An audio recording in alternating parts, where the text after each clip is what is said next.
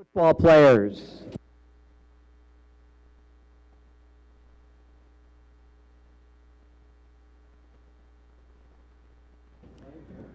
Raymond Abreu, escorted by Paul Young and Rosandra Alberto. Raymond is a student at the Hazleton Area Academy of Sciences. Raymond is a two-year varsity participant and letterman in football. He is an honor roll student and is interested in majoring in business and playing football in college.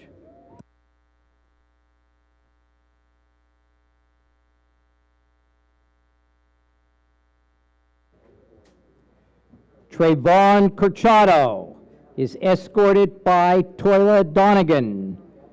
Trayvon is a student at the Hazleton Area High School. Trayvon is a one-year varsity participant and letterman in football. His future plans are to go to college or to enlist in the Air Force.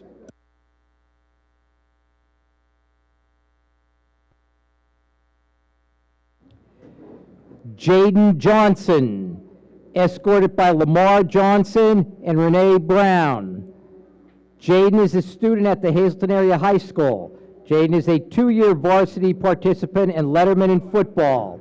He is an honor roll student and is interested in majoring in mathematics and statistics at King's College, East Stroudsburg University, or Wilkes University. He also plans to play football in college.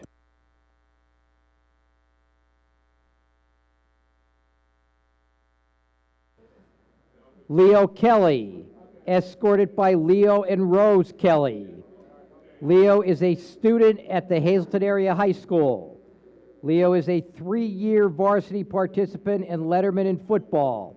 He is an honor roll student and is interested in majoring in sports medicine at Temple University or Penn State University.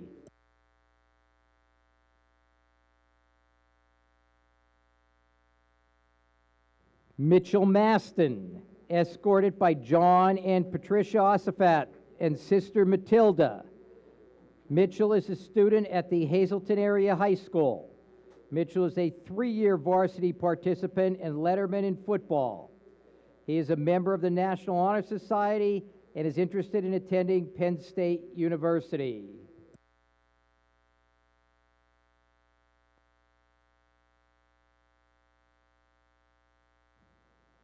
Patrick Petrosky, escorted by Nicole Fisher and brothers Zach and Blake. Patrick is a student at the Hazleton Area High School. Patrick is a two-year varsity participant and letterman in football. His future plans are to attend college. At this time, he is undecided on his major.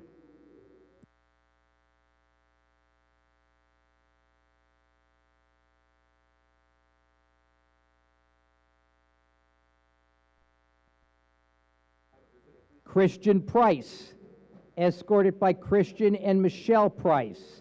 Christian is a student at the Hazleton Area High School. Christian is a three-year varsity participant and letterman in football. He is a member of the National Honor Society and captain of the football team. His future plans are to attend college.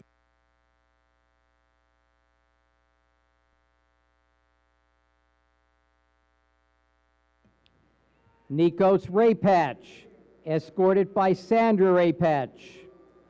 Nikos is a student at the Hazleton Area Career Center. Nikos is a two-year varsity participant and letterman in football. He is interested in majoring in criminal justice and attending Juniata College, Keystone College, or Wilkes University.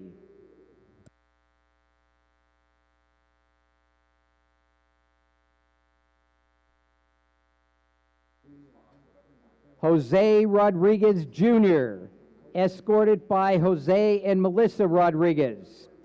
Jose is a student at the Hazleton Area High School. Jose is a two-year varsity participant and letterman in football. He is an honor roll student and is interested in attending Wilkes University.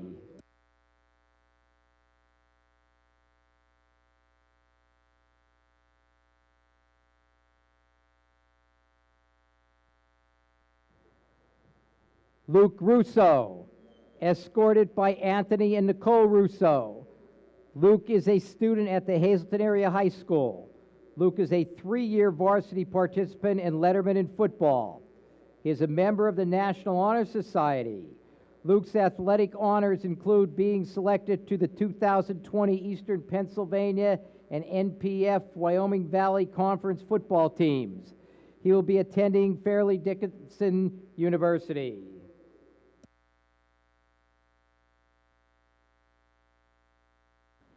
Chris Sachs, escorted by Robert and Christine Sachs.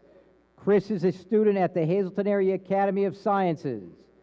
Chris is a 2-year varsity participant and letterman in football.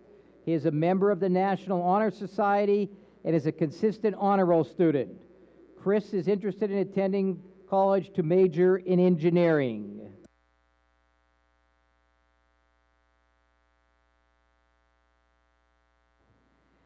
Devin Youngcourt, escorted by Peter and Crystal Youngcourt.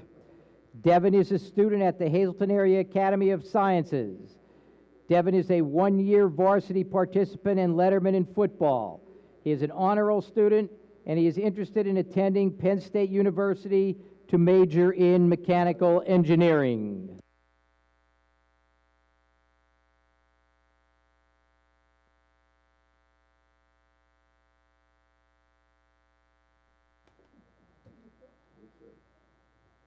Ladies and gentlemen, let's have a round of applause for our senior football players.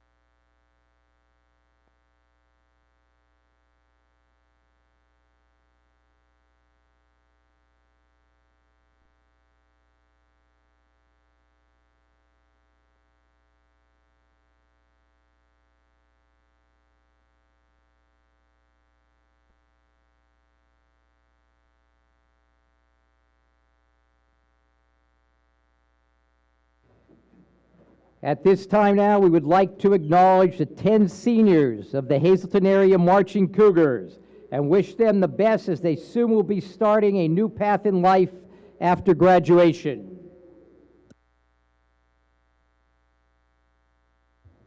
Danny Arias, escorted by his parents, Wendy Moreo, sister Dariana Arias, and younger brother Daryl Arias. Danny attends the Hazleton Area Arts and Humanities Academy and is a 4-year letter recipient as a member of the Marching Cougars in the Hazleton Area Winter Guard, where he serves as the color guard captain. He is a member of Key Club, Executive Council, Ecology Club, E4E Club, Psychology Club, and the swim team. Danny also does volunteer work outside the school with the Hip Core Center. Danny plans on attending University of the Arts or NYU to major in lighting design for stage and film.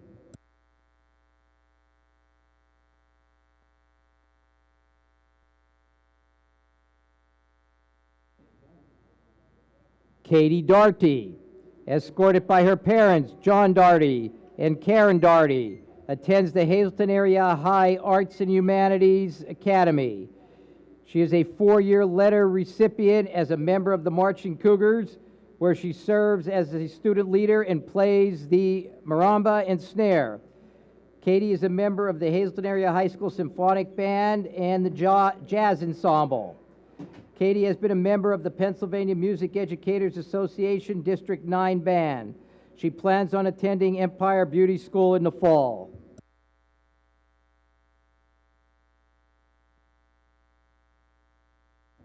Kathleen Lopez Geraldo, escorted by her mother, Brenda Liz Lopez.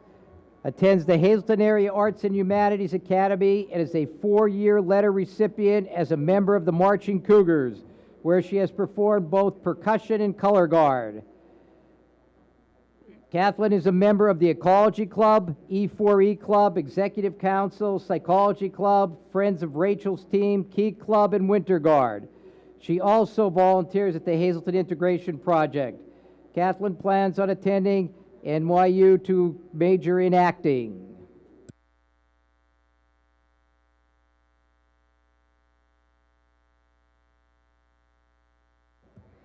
Avery Jacobs, escorted by Laura Jacobs, attends the Hazleton Area Academy of Sciences and is a 4-year letter recipient as a member of the Marching Cougars, where she serves as student leader and plays the baritone saxophone. Avery is a member of the National Honor Society, treasurer of the Key Club, Executive Council, Symphonic Band, Jazz Ensemble, and has been a dancer for 15 years at All That Dancin'. Avery is also a member of the Cellar Dwellers Jazz Ensemble and has performed at the White House and the Capitol Building. Avery plans on attending Penn State University to major in financial analysis.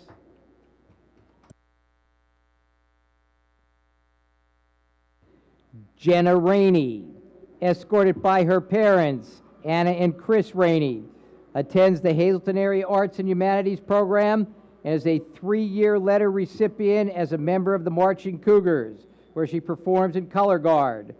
Jenna is a captain of the cheerleading squad and a member of the National Art Honor Society. Jenna plans on attending a 4-year college or university. At this time, she has an undeclared major.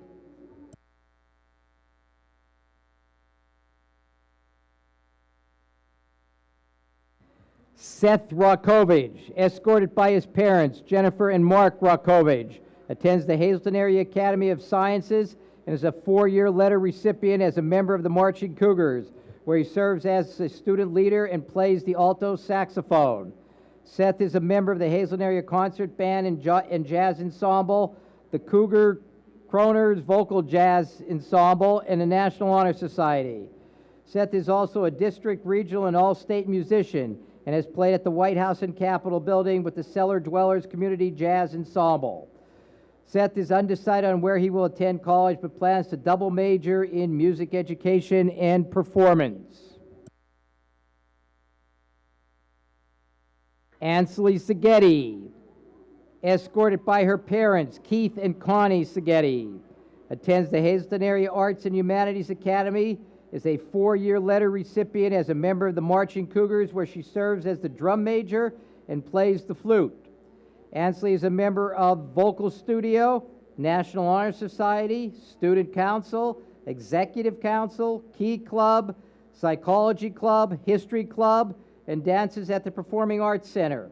She is also a member of the Cougar Kroners and Cellar Dwellers Jazz Ensembles and cantors at the Good Shepherd Church. Ansley plans on attending Susquehanna University to dual major in music and English education.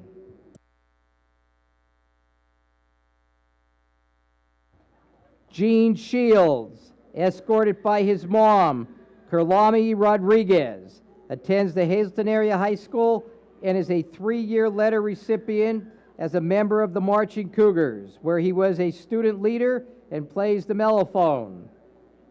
Gene is a member of Friends of Rachel. Gene plans on attending Rochester University with an undeclared major.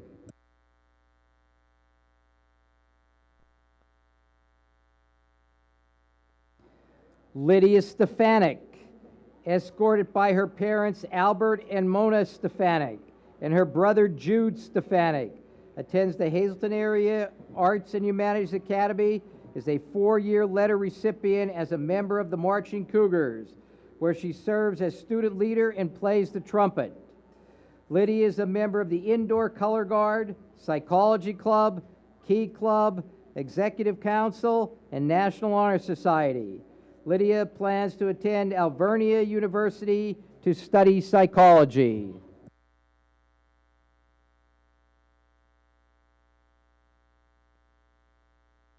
Perla Villegas, escorted by her father, Santo Villegas, attends the Hazleton Area Academy of Sciences and is a 4-year letter recipient as a member of the Marching Cougars, where she plays piano and percussion.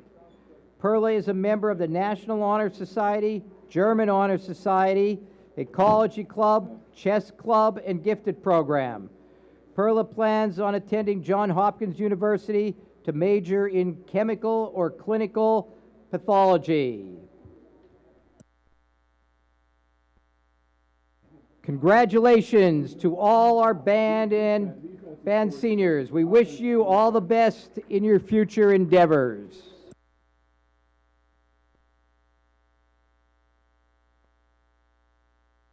That concludes our senior farewell program this evening.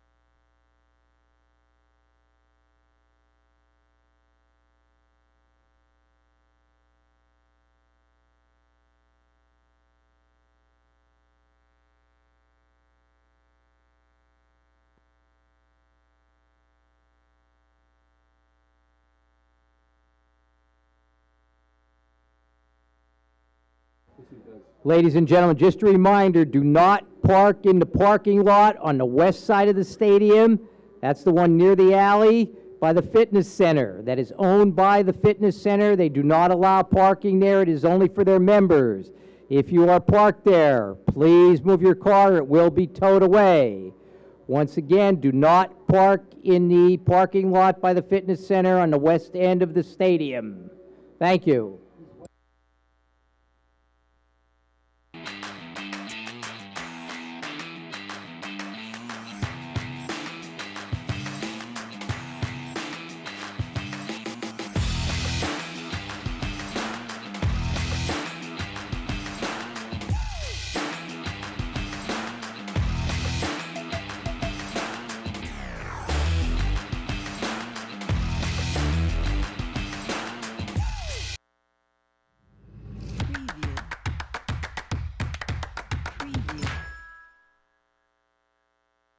At this point, Lady Cougars doing a nice job defensively. Says push it for Morocco.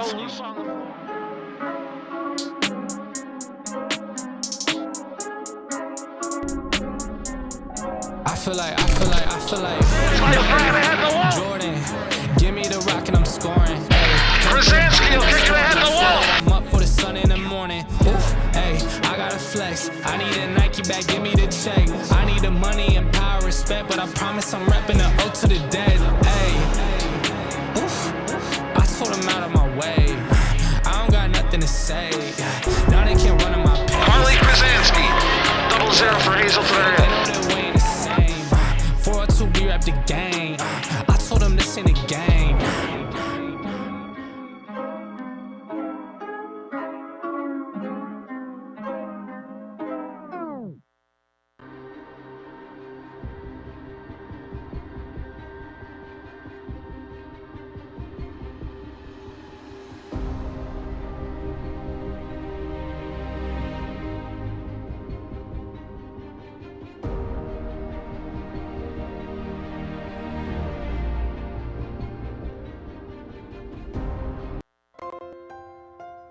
The GP will see you now.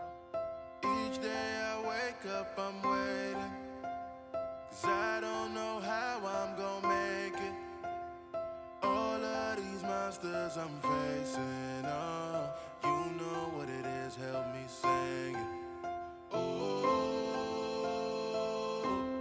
I see the giants, giants, oh, I see the giants, giants, but I'm not alone, got my sword in my hands. Giants, they try to take over the land. But we won't be moved by the monsters of man. They gon' fall down, we gon' stand.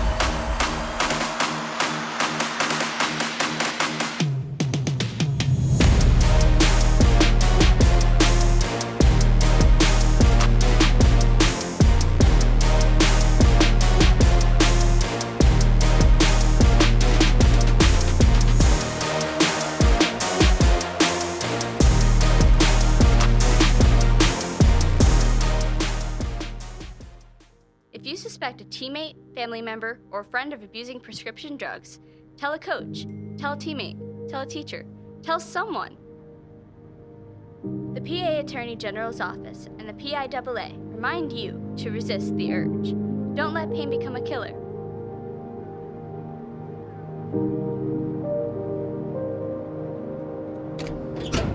For help and information, go to www.ddap.pa.gov.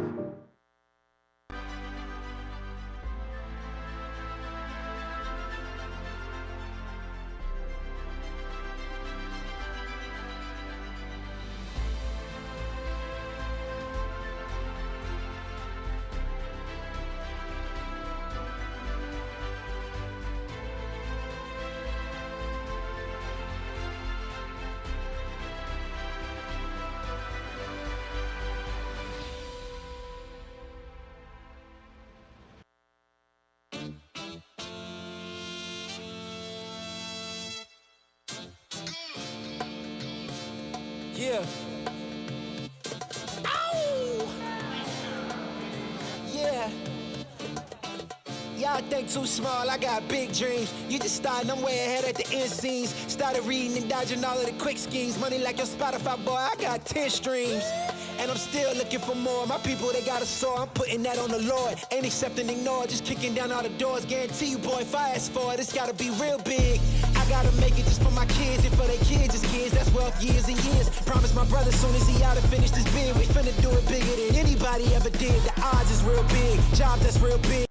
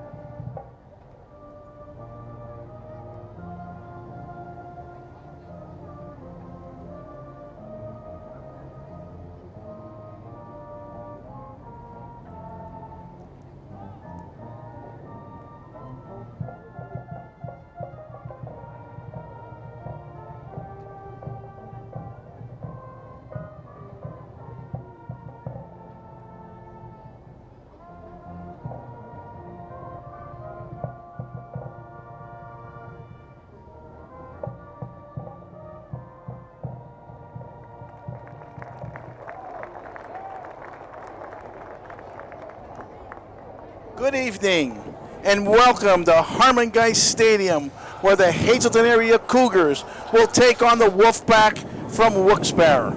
I'm Rocco Petrone in the booth with my partner, Luzerne County Councilman Robert Schnee. We are bringing you this game via Channel 99, Hazleton Area School District broadcasting station. Christopher Kozlov, teacher, along with his students, where we'll talk more about as this game goes on. But Bob, tonight, both teams 4-3, big Wyoming Valley Conference matchup, big 6A matchup. What are your thoughts on tonight's game? First of all, as you said, both teams are 4-3 coming in. Right now in 6A, you have number 1 Delaware Valley, number 2 Hazleton, 3 Wilkes-Barre, 4 Williamsport. So this is important, very important game for both teams tonight. It's a special night for Hazleton seniors here. It's senior night, and you know there's no prouder moment for a senior to walk out on the field with his mother and father. And in football, you're well aware, there's 51 kids on the team. There's 51 different stories. Who's rich, who's poor, who doesn't have food on the table at supper time, who has food. But when they come here, there's one family and there's one person that's in charge of them, and that's Coach Bookman. And knowing Coach Bookman and the rest of the staff, they're always preaching to be a good person. Not only to be a good person, to be good in school, and just generally, it takes as much energy to be a good person than a bad person. And they're always preaching that to the kids. So they have a great father figure here in Coach Bookman and the rest of the staff. They're all quality people, and I'd trust any one of them with my kid. Well, that was well said. And, you know, as former principal, it's so important, Bob, to know that your child is in good hands, and there's no doubt you hit the nail right in the head. These students, athletes, are in great hands with this coaching staff, led by Coach Bookman, who played for me, educator within the school district, along with many of these staff members who coached in the past, many new faces coaching now, former players. Just a great staff, a great atmosphere. But let's talk a little bit about the game tonight. Both teams coming in 4-3. Cyril Sinti, head coach of Wilkes-Barre Wolfpack, veteran coach. I know Cyril a long time. He had a rough start. His wins coming against many similar foes as Hazleton, beating Scranton and Pittston and Wyoming Valley West and Tunkhannock, losing to Dallas, Wyoming area, and DV, Delaware Valley. Much in the same as we did in some of our common opponents. It's got to be an exciting night here at Harmon Geist Stadium. Student bodies in good voice. Beautiful night. It's exciting right before kickoff. And going back to being a senior night, there's nobody that knows more than you. You had the privilege of walking your son AJ out in 2009. Actually, AJ was a 1,000-yard rusher. 2009, he had 1,042 yards rushing. So I know there's not a more prouder moment that you and Joanne had to walking him out on the field. And currently he has a very successful chiropractic practice going on in the Florida area. And I know you're proud of all your children, Rocky, and you've been a great coach. You've been a great principal. Anywhere that you have been, it's just class. First class act that you bring to wherever you go. And it's an honor to call you my friend and to be here tonight with you and the kids that run this show here. Well, thank you, Bob. That was very, very nice of you. And you couldn't be more right when you're a parent and a coach and you're seeing those seniors walk across the field for the last time the regular season. You know, there's only 5 home games in a regular season. It goes fast, and you got to cherish those moments. Luke Rousseau set up to kick off for our Hazleton area Cougars. Excitement in the air. Wolfpack ready to receive. As he approaches the ball, squibs it. It's a tough bounce. It's anybody's ball right now. And Wilkes-Barre finally looks like they're going to land on it somewhere around the 12-yard line. Dangerous kick, as we know Luke can kick it into the end zone, decides to squib it. What a great start, field position-wise, for Hazleton area Cougars. All right, Coach, as you know from the first game where we were letting 7 yards per carry, we've cut that more than less than in half of probably less than 3 yards a carry in the last couple of games. Hazleton area sitting in their 4-man front. Power set for the Wolfpack as they go straight out, off tackle. Power set, but a host of Cougars making the tackle. Minimum gain, maybe 3 yards. Wolfpack deciding to come right back out to the line of scrimmage, no huddle.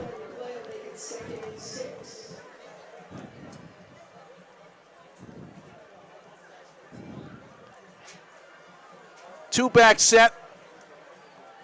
Strong look in the backfield, meaning they're looking at power football. Again, off tackle. And this time he's met right to the line of scrimmage, but running hard.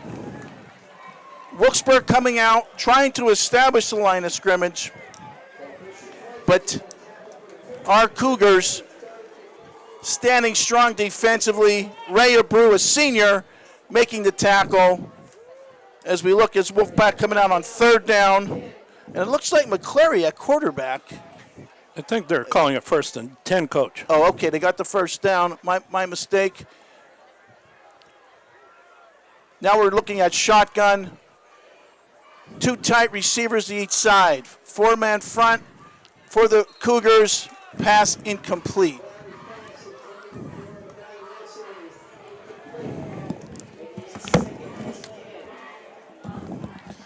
Coach, going back to the Cougar defense, the first 2 games they gave up 66 points. The last 5 games they've given up 70 points. Yeah, that's a big difference. 14 points a game in their last several games. And I know Coach Bookman's preaching defense, line of scrimmage, along with that explosive offense. A shift for the Wolfpack. Going from strong to weak to the left side, tossing to the shift side, where he's going to be met for a very small gain. And we're looking for the first time, 3rd and long. That was a great play by Clavon Minor, linebacker. Getting better each game. We call Minor's name a lot. As the Cougars are going without a few starters tonight on each side of the ball. But as Coach Bookman will constantly tell you, it's the next man up. The Wolfpack sitting right now in shotgun, offset to the bench side, and another shift from trips to a power set gun. McClary's going to keep the ball, and looks like he's going to cut it back, and he's going to be very, very close to a first down. It looks like they're going to mark it as a first down. And I know Coach Cinti likes to run the quarterback. And when you run the quarterback, it's hard to get that extra defender to account for him when you have the extra blockers, and it's working for him. So we know that Mekhi Nelson may be at quarterback at times. He looks like he's out at receiver right now. Javont McClary in at quarterback. Howie Shiner is in the backfield. 1st and 10 Wolfpack. Trip set. Motion with the tight end. A lot of shifting and another motion. McClary sends it out to the flats. Not a bad pass. Good coverage. Throws the ball out to Andruski. Incomplete. Nice coverage by the Cougars, Bob. Yeah, good job on this in the secondary there. Coach Bookman talking to number 13, Trayvon Corchado, who's getting a different look tonight, playing at corner as opposed to linebacker. 2nd and 10. No shift this time, quick count. Looks like a counter, very little gain. So the Cougars playing tough up front.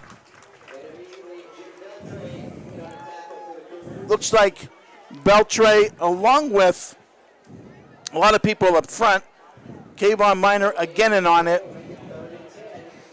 Javont McClary looking to the bench. All the singles coming in with a check with me look.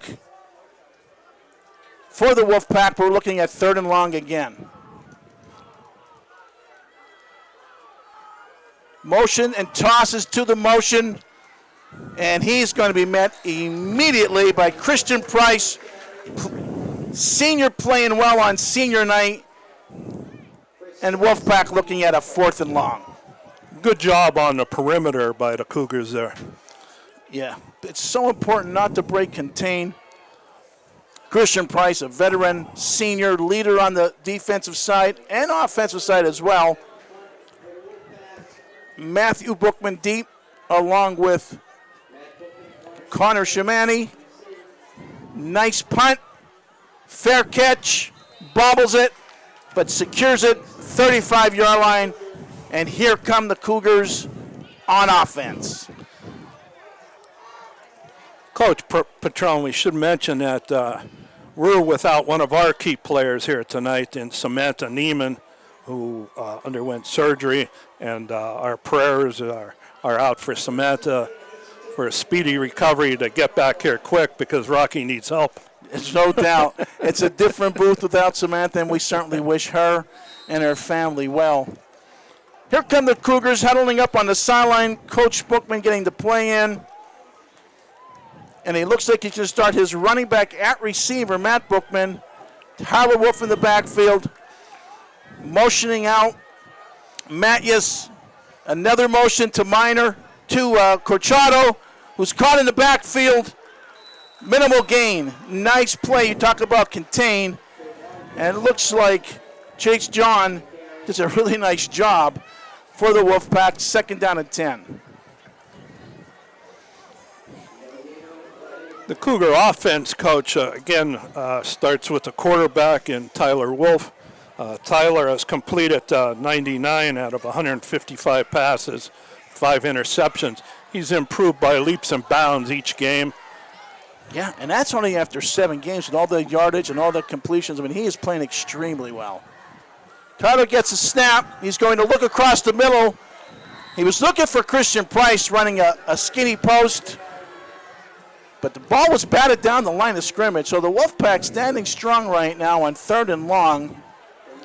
Veteran coach, Coach Cinti, along with Coach Ed Michaels, who coached at Wyoming Valley West a long time when I was coaching. He has Coach Young, Ted Jackson. Junior, yes. As well. So you have a veteran coaching staff along with the Hazleton coaching staff. It's going to be a battle. 3rd down and 10. Cougars back in their shotgun. Two receivers each side. Offset to the wide side. Tyler surveys the field. Whistles are blown. It's got to mean that's going to be movement, I believe, on the Cougars. And let's see what the call is going to be.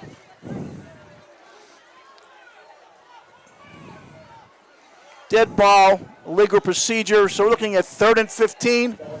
See if Coach Bookman sticks with the same formation, Coach, or if he's going to change the play, and he's having a long conversation with his quarterback right now. You saw Coach Drumhiller, another veteran coach, talk with Coach Bookman. 3rd and 15. Play clock running.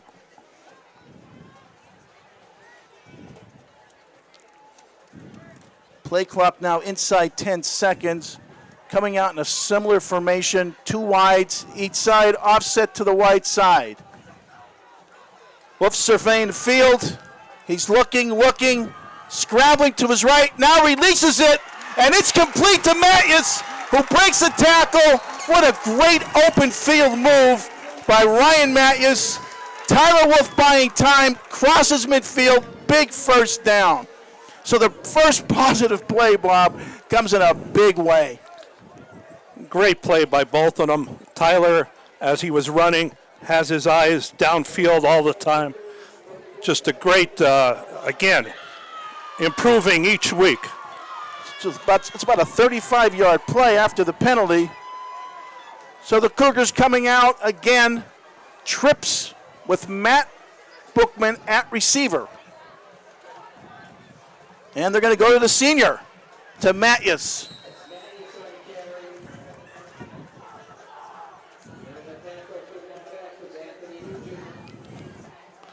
2nd and 8.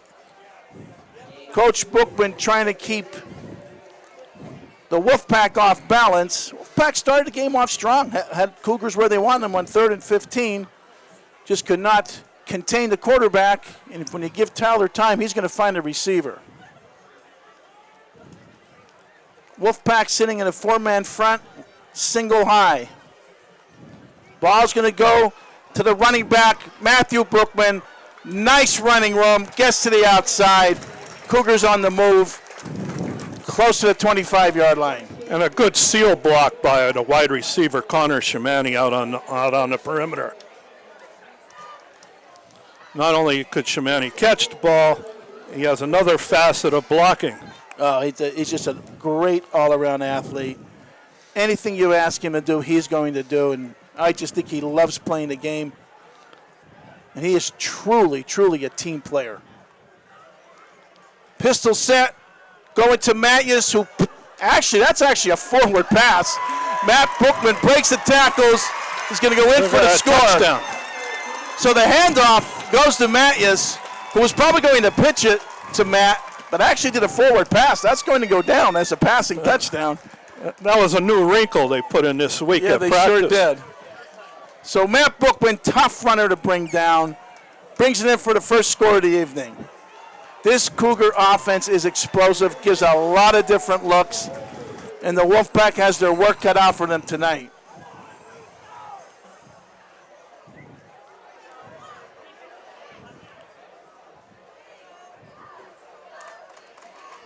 Senior. And looks like before Luke can put it down, I think Wolfpack's going to be offsides, and Coach Brookman's going to have a choice to make. Now, Ray Abreu's going into the game, and no one came off.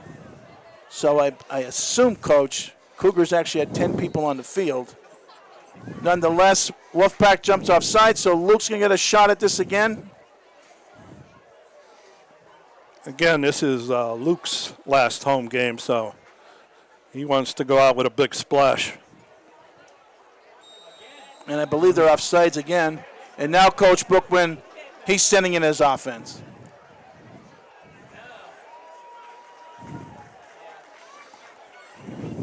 And this is surprising, Coach, from a team coach by Cyril Cinti. He doesn't, his teams are very well disciplined. Exactly. If you're going to beat them, it's because you have the better team. Right. These mistakes, I know he's not going to be happy about that. No. 2 times they jump. He's going to come out in a pistol set with Matt Brookman in the backfield. Hands it right to Matt, who's going to lean forward, and they're going to say the ball crossed the plane. 2-point conversion, 8-0 Cougars. 5 minutes, 51 seconds left in the first quarter. And I know the coaching staff, when I spoke with them this week, they keep preaching what a big game this is. Cougars haven't won a championship since 2009. Coach Bookman remembers my last year of coaching. He talks about that all the time. He wants to get that first championship since 2009. And this is a big, big, big game. Yes, this will determine, as you said, in week 11 for a home field advantage. Oh, absolutely. And this is big for seeding. And while we were talking about Coach Cinti, a person that he well knows and coached with Coach Cinti along, has come to Hazleton the last couple of years as an administrator in Pat Patty. And Pat Patty's, and that's Wilkes-Barre's loss between me and you, because Pat Patty is a quality person and does an outstanding job as an educator in the Hazleton area school district. You talk to people from paraprofessionals to maintenance people on to the principal. When they talk to Pat Patty, there's one voice coming there, and he's paying attention to what they have to say. And everybody just loves Pat Patty down in the Hazleton area. And again,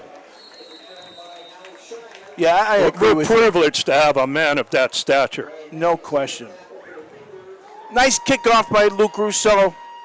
Wolfpack will start in their own territory.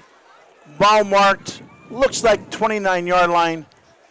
Second series for the Wolfpack. Had some success early. Ended up punting the ball.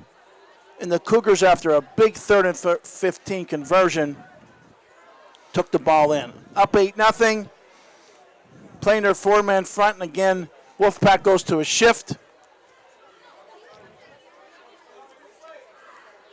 Looks like a fake reverse. Cougars were not fooled. So Javon McClary keeps the ball in a fake reverse, but I have to tell you, when you have contained like that, nice job by the DN. Beltre gets better and better every game. Ray Brew was right there as well. Nice job by the Cougar defense. Jim Beltre is a junior. And Ray Brew, we saw him walk across the field with his family tonight, so he wants to have a big game as a senior. Cougars sitting in a single high 4-man front. Quarterback just runs a quarterback power. Well prepared for. Coach Bookman saw plenty of film knowing that Cyril likes running the quarterback, and he was prepared for that. 3rd down and about 6.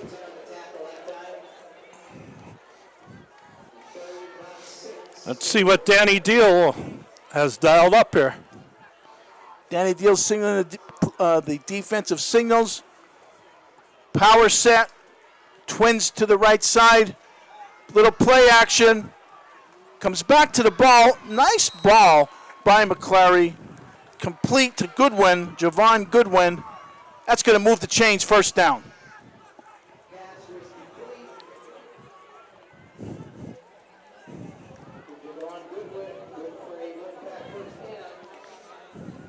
Trayvon Corchado in a new position, playing some corner. He played some corner this year, but mostly played linebacker. But he's playing corner for Matt Casadas. Handoff. That's a nice breaking tackle. Crosses the 1st down mark. 1st down. You know, this young man, Howie Shiner, comes in as a sophomore. He's highly touted, though. He runs the ball hard. Running back, plays linebacker, nice-looking young man. Javon McClary's now in a shotgun, keeping Shiner to the offset. 2 receivers and 1 in motion. Hands the ball off to number 3. Makai Nelson, met immediately by Matthew Bookman. Matthew Bookman gets a tackle, but the up front people again, Bob, playing that very well with contain. D-end and outside backers playing well. And you can see Connor Shamani is flipping the field, playing with the Wolfpack's top receiver. Ray Corchado is now on the short side of the field. Wolfpack 2nd and 10. Straight drop back, throws the ball out in the flats, overthrows his target. Nice coverage again by Matthews, trying to get the ball to Javon Goodwin, the sophomore. A lot of young players for Wolfpack, as well as for the Cougars. 3rd down and 10. McClary is a junior. Makai Nelson, sophomore. You see him in the game. And, of course, Howie Shiner, the other sophomore running back. And we're going to have a timeout. Wilkes-Barre, Wolfpack, down 8-0, 2:59 in the 1st quarter, 3rd and 10. Coach Cinti wants to talk it over with McClary because he knows he does not want to give this ball back to this explosive Cougar offense. Correct. And Matthew Casadas being out tonight, tremendous talented player. I mean, you're going to miss him on the offensive side. Secondary, you're going to miss him. And he participates in all special teams. So that's a big loss, not having an athlete like Casadas out there tonight. No question. He's a tremendous athlete, a junior, and I know his heart wants to be within that uniform tonight. That's part of the game, and any good coach is going to tell you he's got to get the next man ready, and that's exactly what Coach Bookman's coaching staff does. And this is a big play right now in this juncture of the game, 3rd down. to get some yardage, he may look to go for it, but if it's going to be 3rd and long, I would expect him to punt the ball. And like we were saying tonight's senior night. I mean, you have 10 games during the season. You work year-round. This isn't a 10-game season. That's right. You work year-round to prepare for the 10-game season. It goes by so quick, so give 100% on every play. Let it out there. Don't take anything home. A lot of motion and movement, and a nice timing pattern from McClary, complete to his receiver, and that looks like Andrzejewski. That's a 1st down. Michael Andrzejewski with a big play, converts a 3rd and long. Coach Bookman talking to his secondary. And again, they're trying to run some confusion by all the shifts in motion by the Wolfpack. 1st down. Double tight, power set, comes back with a little counter underneath. That's a play you see in a lot of wing T offenses, a little counter underneath to the wing. Cougars played it well. That tackle was by your man, Maximo. Yeah, good job, Maximo. Maximo's pad levels. He's coached so well, so disciplined, plays so well. I enjoy watching him. Always giving his best. Maximo Tacano, 5'8" junior, tough up front. And that's with high heels on, Coach, because there's no way Maximo's 5'8".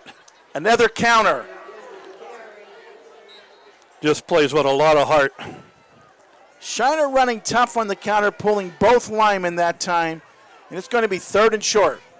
Now I would expect 2 downs to get these 3 yards. Wolfpack not huddling up. McClary looking to the sideline, running a lot of check with me's. Mackay Nelson also in the backfield along with Shiner. Tight end to the right, twins up top. Shotgun split backs. Now we're going to shift the tight end, and again, trying to get the defense to move. And he gives the ball to Nelson, who makes a move and gets the 1st down. So Mackay Nelson, sophomore, very athletic. Cougars played it well, shifty. That was a good run by Nelson because Cougars had people there out on the perimeter. That was just an athletic move by Nelson. No doubt. Nice job by Connor Schmanny to make the stop.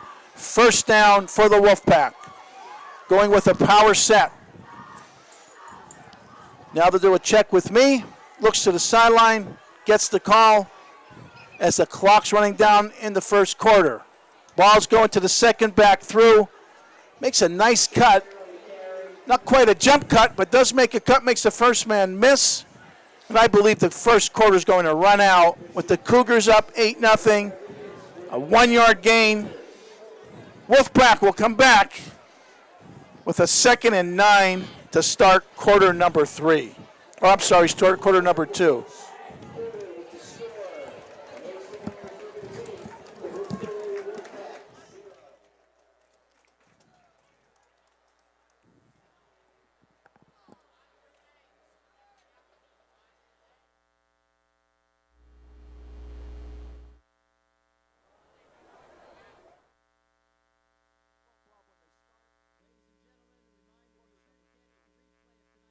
Exclusively on cable TV channel 99. The rebroadcast will be tomorrow morning at 11 a.m. and 7 p.m. It will also be aired Monday through Thursday at 11 a.m. and 7 p.m. each day. For those who are not cable TV subscribers, you can access the replays on the Hazleton Area School District website. Go to hasdk12.org and click on the Facebook YouTube link to access the rebroadcast. Be sure to check out Channel 99 for all the and events, including sporting events, school board meetings, and special features highlighting the Hazleton Area School District. By our track coach, Coach Otterbein, announcing the game.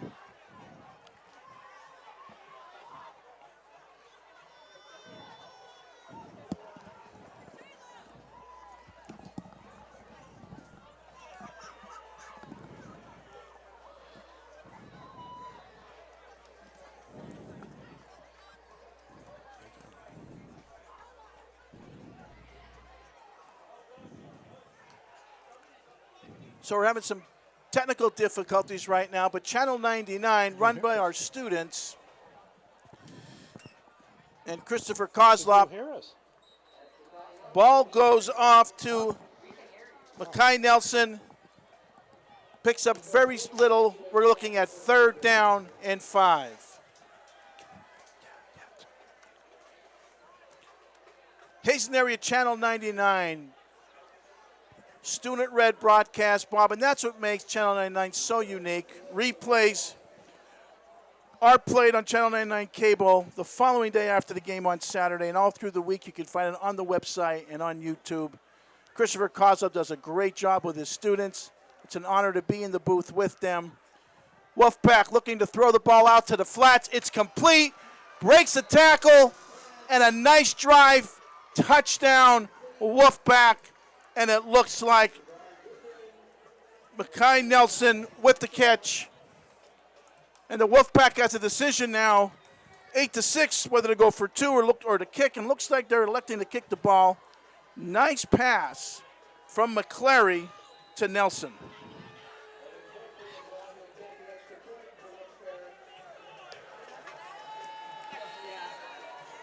Ball is up and good. Nice job. Nice finish with the drive by the Wolfpack. And the Cougars know they're going to be in for a battle tonight. 8-7 to start the very beginning of quarter number 2. And the Cougars will get the ball for the second time tonight. I have to give the youngsters a credit here for the Wolfpack, both McClary and Nelson. Nelson being a sophomore, McClary being a junior. Looks like a lot of timing patterns out there in the flats, too. And going back to Nelson, ran that pattern like it was out of a textbook. So you got to give both the quarterback and Nelson credit there. I mean, Nelson's going against Connor Shamani, who's a tremendous athlete himself. And, again, it looked like Nelson, only as a sophomore, I mean, there was no rounding of the route. The route was ran textbook.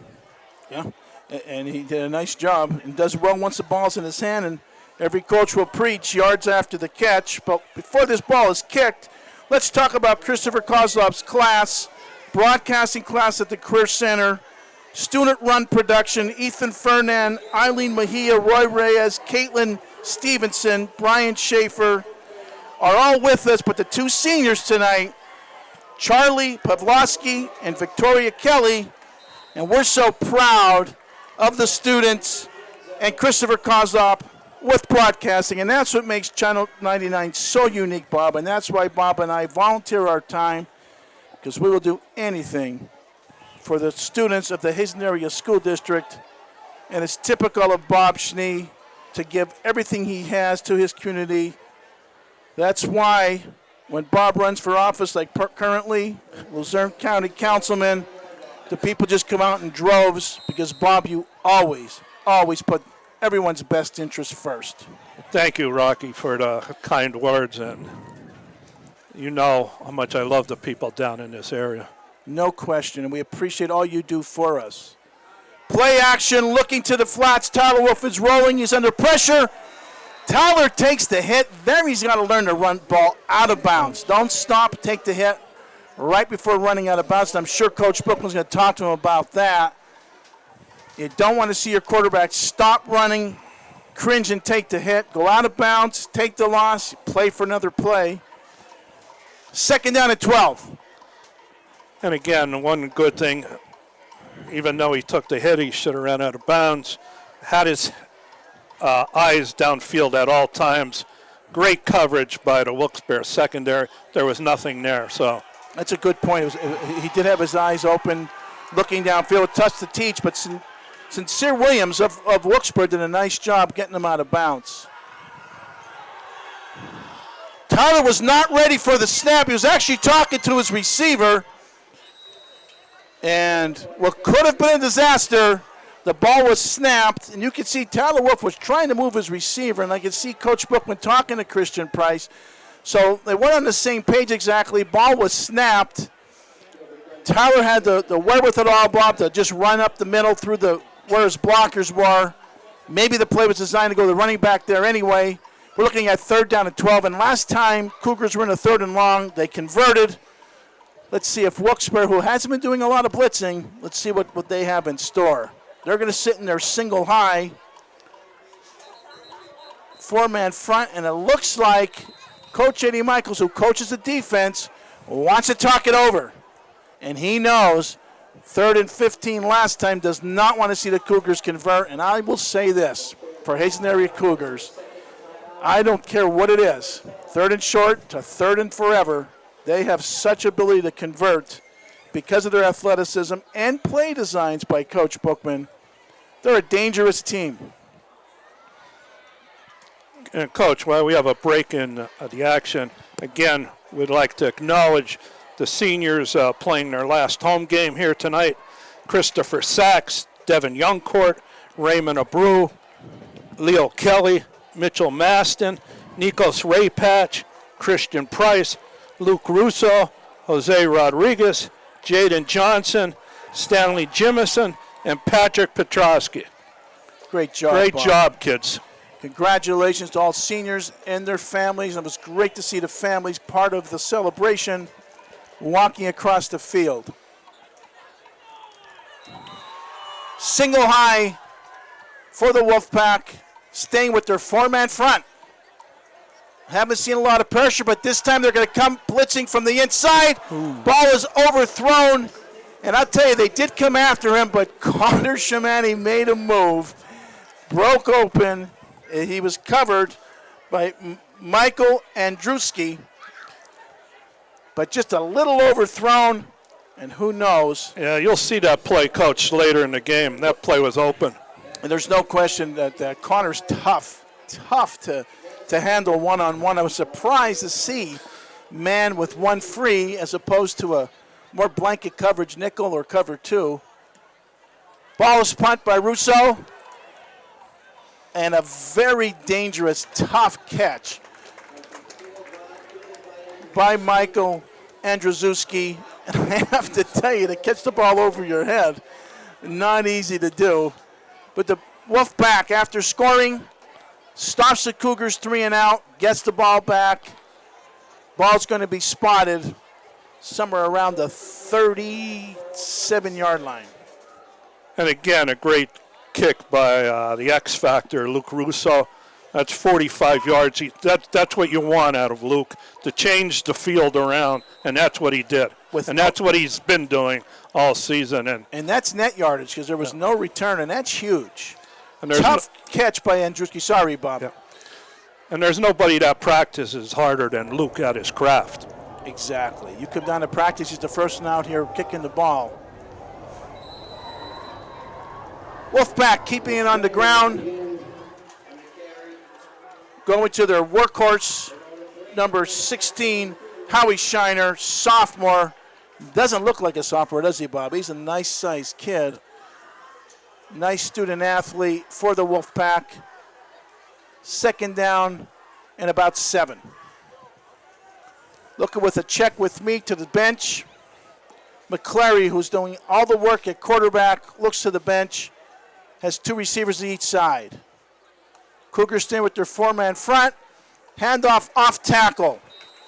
4 or 5 Cougars on the tackle. Led by Mitchell Maston, who had 2 interceptions last week. And Raymond Abreu also was in there, Coach. Along with Beltray. Yep. Good job, kids. Good job on the defense. Brady Mazenko, a sophomore, I see in the game as well, playing up front. And we're looking at 3rd down and 3. Wolfpack looking to their bench. Big play here on both sides of the ball. 1 back set. Quarterback under center. Runs a counter and met right in the hole. What a great job by the Cougar defense. Led by Minor. Kayvon Minor came right through, unblocked, untouched. Definitely a misassignment by the Wolfpack. But the Cougars hold 3 and out. And that is something that Coach Bookman absolutely wanted after being stopped, because it's tough to get the Cougars 3 and out. It really isn't with our offense. And great job by Trayvon Minor. Good job, Excellent, Trayvon. excellent job. Pressure coming from Corchado. Bookman lets the ball bounce. It takes a Wolfpack bounce, and it's going to be downed somewhere around the 17, 18-yard line, where the Cougars will start with 7:23 in the first half. Cougars 8, Wolfpack 7. Cougars coming back out on offense. Coach, I have to tell you, I'm very impressed with, even though they're young, the Wilkes Bears skilled people. Yeah, I mean, they have a nice group of young student athletes playing. They don't have a ceiling because they're very, very athletic. Single high D with a one-on-one out here with Connor Shamani. Cougars shift, give the ball back to Bookman, looking for running room. Wolfpack plays that extremely well. Matt Bookman, not a lot of running room there. 2nd down and 11. And we got to credit the Wilkes-Barre front linemen. And it looked like Jimmy Grazakowicz in on that play. And he's listed as a freshman, Coach. 2nd 11, Cougars coming with 2 wides each side, offset to their bench. And now trips with Matt Bookman at receiver. Under pressure, gets the ball out to Matthews, but he's down, can't get up and run. And there could be a flag, but no. And you got to be careful because in high school, once your knee touches, just like in college, you're down. Now, I know defensively it's tough to stop, but Coach Bookman wants an explanation there, but we're looking at 3rd and very long.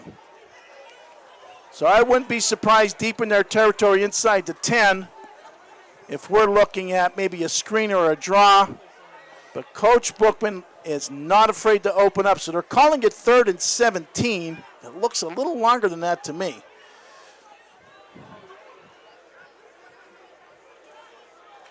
I mean, I'm counting at least 19, Bob. I don't know about you, but it looks like it's longer than 17. But again, the Wolfpack is staying in their single high, man under. And that's going to be tough to cover. They're going to come after Tyler Wolf from the backside, and he's going to be caught and hit, and this is becoming a very physical football game. And a nice hit. And I'm trying to get that number. Yes, that's the running back, Shiner, also playing up front. And I got to tell you, Wilkes-Barre Wolfpack played that extremely well, coming from the backside on Tyler, who was actually looking to his left.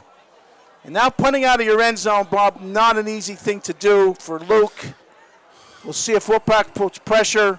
Receiver standing around the 45-yard line. And the ball is caught with some return room. Gets inside the 40, inside the 35-yard line. And the Wolfpack couldn't ask for better position. And that's what defense will do. They flip the field.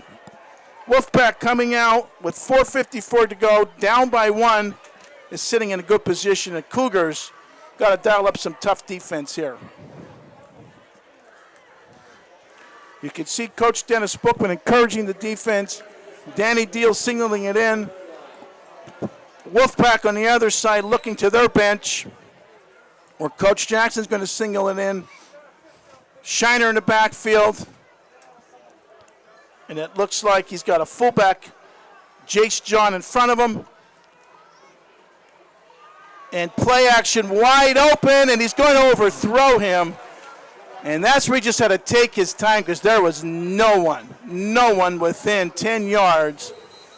And a big break by the Cougars because that had 6 written all over it. But unfortunately for the Cougars, it was overthrown. And it looks like a sideline warning against the Cougars. That was a nice design play by Coach Cinti there. Yeah, he went to his tight end, Anthony Nugent, who was wide open. Motion and play action, no one went with him. And when you hit your tight end as a single receiver and you're running play action, many times that tight end's going to get lost in the bunch, and that's exactly what happened. Motion, fake the scissors inside. Quarterback's going to keep it, getting close to a first down. I got to tell you, McClary impresses me running with the football. A lot of different play actions looking, fakes the scissors, which is just simply the inside reverse to the wing back. Fakes that, keeps the ball off of a motion, and it's 3rd and short. So again, Coach Cinty's looking at now 2 downs to get 2 yards. Power formation for the Wolfpack. Shiner, second man through. He's met, but he probably got enough for the first down. Probably forward progress. Matt Bookman in there, along with Ray Abreu and Minor. First down for Wilkes-Barre. Clock is moving. Chains are moving. Cougars don't want to get in their heels here, Bob. They want to make sure they get upfield, pad level low, and this is time to bite down a little harder now on that mouthpiece and play some tough D.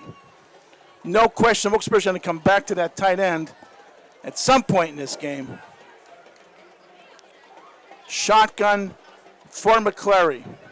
2 receivers to the Cougar bench. McClary's just going to keep on the quarterback power. Breaks contain and then goes down.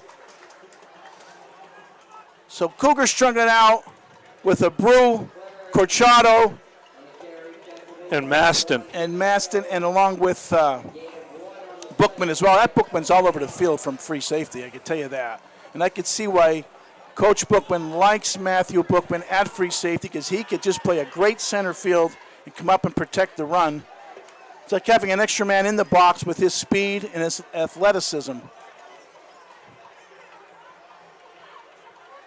2 tights, 2 receivers. Tight end is off the line of scrimmage and motion. Clary does a toss to Nelson, the athlete, who tries to break through of Maston and Abreu. We're looking at maybe 3rd and 5, 3rd and 6. Good job by Abreu and Maston. No question, Cougar front 7 playing extremely well, trying to stop this run. Cyril Cinty's looking at running the clock, looking at 2 downs to get these 6 yards. And he is absolutely taking his time and letting that clock run inside of 2 minutes. With 10 seconds remaining on the play clock, and we may be looking at a possible timeout here as the clock's running down. And that's exactly what we're going to get with 1 minute, 55 seconds remaining, 8-7. Now we saw their kicker did a nice job on that extra point, so whether or not he's thinking field goal, Coach Cinty knows that this is a big call coming up on 3rd down and 6. Scoreboard saying 2nd down, but I do believe it's 3rd. And Coach Patron, this is a totally different ball game than last year's 28-21 heartbreaking loss up there, where the Cougars had 355 to 255 total yards, 19 first downs to Wilkes-Barre 6, and a 3-1 time of possession in last year's game.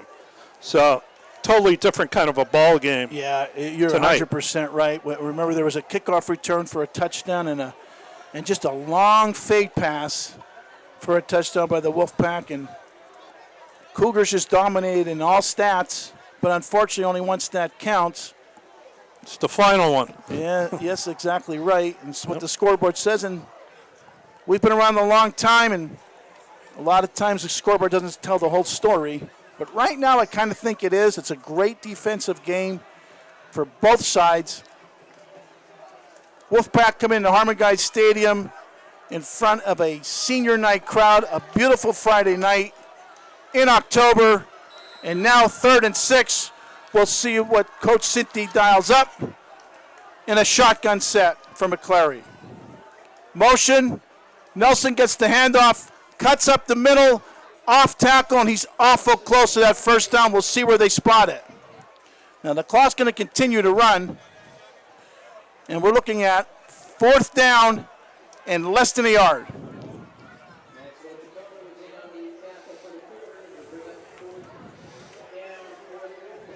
Now I expect the quarterback to go under center, possibly a keep, but you never know in today's wide open offense. A lot of times they're still staying shotgun. Let's see what McClary does. He is under center, has 3 backs, and Coach Bookman wants to talk this over. He knows how big this 4th down is. And if they stop them, even though in high school you're thinking, okay, 85 yards with 1:14 to go, but for the Cougars, anything is possible with that explosive offense. Especially if the Wolfpack stays in man, any kind of crossing pattern or break a tackle, that could be disastrous for opposing teams. 1 minute, 14 seconds remaining, and Bob, I'd say this is one of the biggest plays of the first half. Right. And this is why football is the greatest sport ever. Because right now on 4th and 1, whatever team wants it more, they're the ones that are going to get it on 4th and 1. So let's see what goes on here, Coach. Long time out, both teams talking it over. They know how big this play is.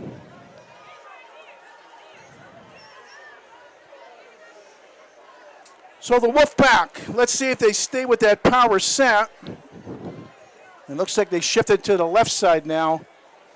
2 backs up tight, 1 tailback, and they're going to shift to the right.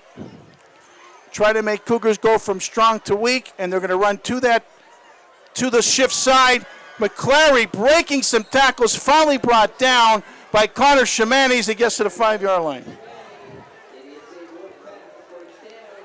And I'm being told that was that time Nelson carrying the ball, because I have veteran Dan Donlick in the booth from Northeast PA football. The guy's just on top of things, has much better eyes than I do. Inside a minute. Toss this time to Shiner, cuts it back against the teeth of the defense and didn't get anything on that as the clock is running. And now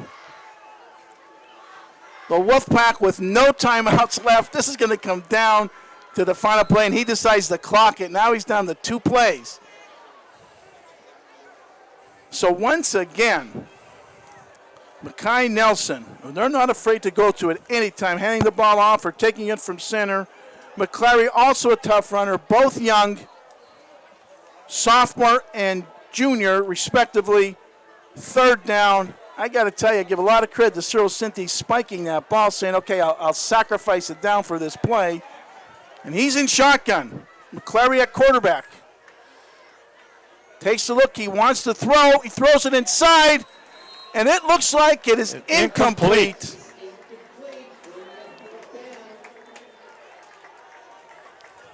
And I believe the field goal team's coming on, Bob. That's a good job by the Cougar defense. Good job, kids. Kai Nelson almost came up with that pass. From my vantage point, I thought he had it. Got inside on a quick slant, which is tough to cover. Snap is up. The kick is up. The official's hands go up. So Wolfpack, with 20 seconds to go, takes a 10-8 lead. And you gotta love Friday nights, Bob. Defense. I love the fact that both teams are playing tough defense. Physical football game.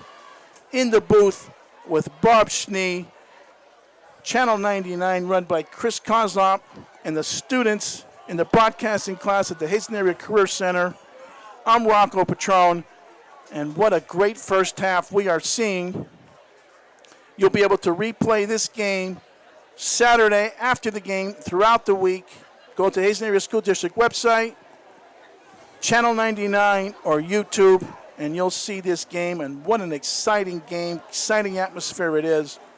With 20 seconds remaining in the first half, I think all the experts out there are expecting a shootout, but both coaches came in very well prepared defensively.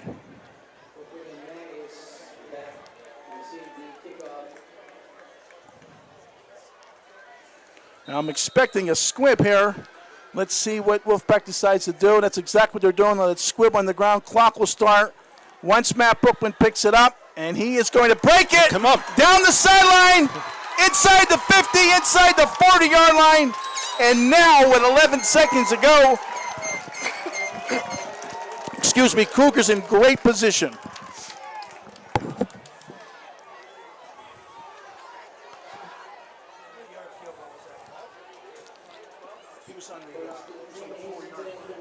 Cougars have 2 timeouts left. They probably need maybe 7 or 8 yards to get in Luke Russo's range, and they get that. Luke's knocking that one down. So it looks like we have an official's time as the Wolfpack defender is down. As the trainers come onto the field. I'll tell you what, you're right, Bob. They might not mean much for a field goal, but I can guarantee you, Coach Bookman's looking to get this ball in the end zone. He knows he has the athletes to do it. If Wolfpack stays in their single high man, you may see some crossing patterns, much like you saw against Dallas to win the game, as Cougars had to come back from a 21-6 deficit. So Coach Bookman knows from anywhere in the field he can score, but now that he's only 38 yards away after an outstanding kick return,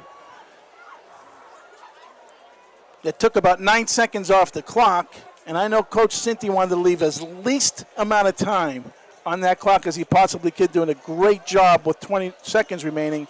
But now the Cougars are poised, and look down here on the Cougar bench.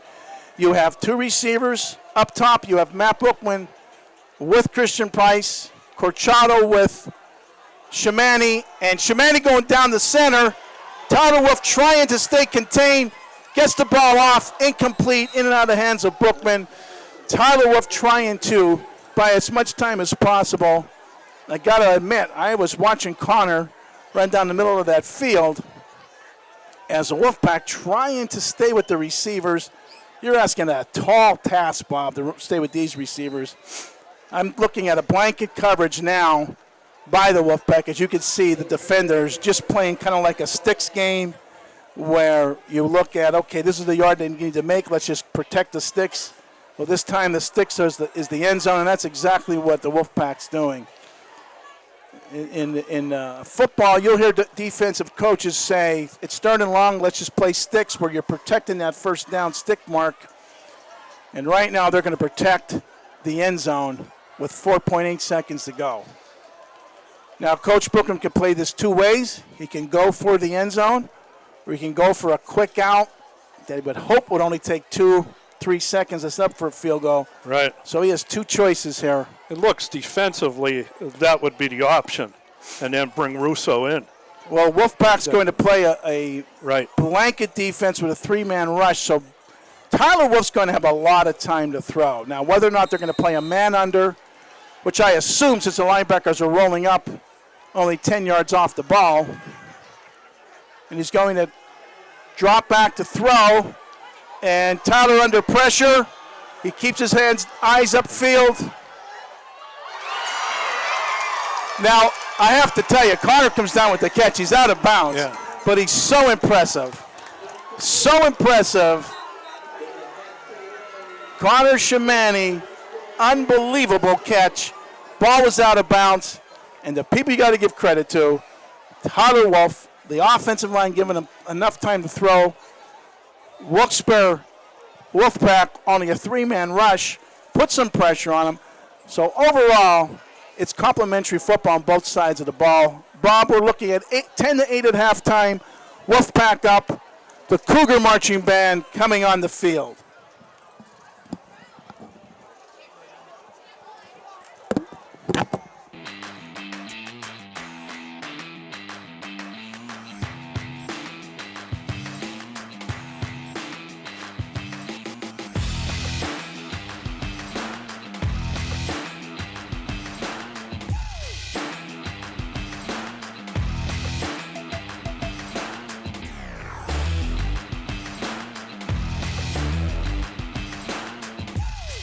At this point, Lady Cougars doing a nice job defensively. Says push it for Baranski.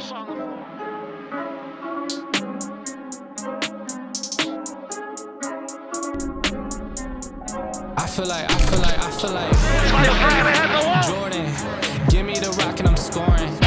Krasinski will kick it ahead of the wall. I'm up for the sun in the morning. Oof, hey, I gotta flex. I need a Nike bag, give me the check. I need the money and power, respect, but I promise I'm repping the O to the dead. Hey, oof, I told him out of my way. I don't got nothing to say. Now they can't run in my pace. Harley Krasinski, 0-0 for Hazleton They area. know that we ain't the same.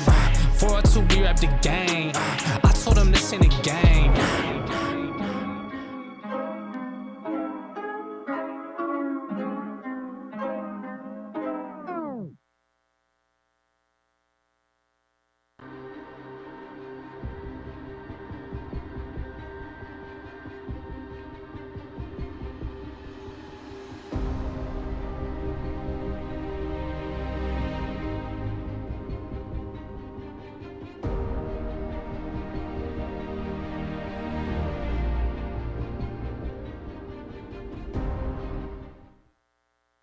If you suspect a teammate, family member, or friend of abusing prescription drugs, tell a coach, tell a teammate, tell a teacher, tell someone.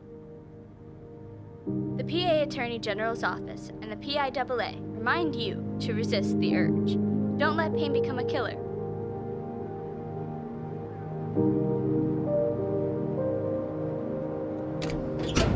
For help and information, go to www.ddap.pa.gov.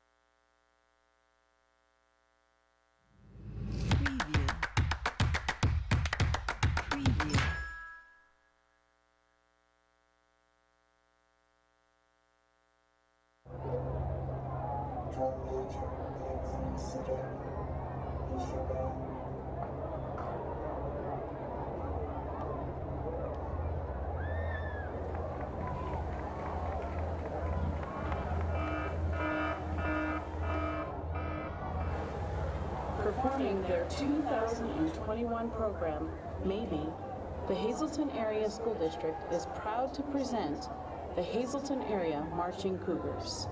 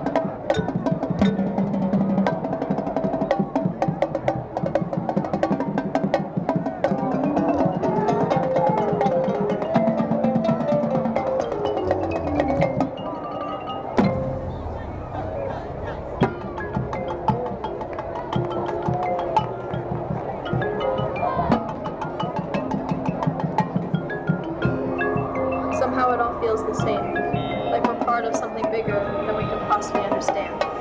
That if we can learn to understand one another, we can be connected.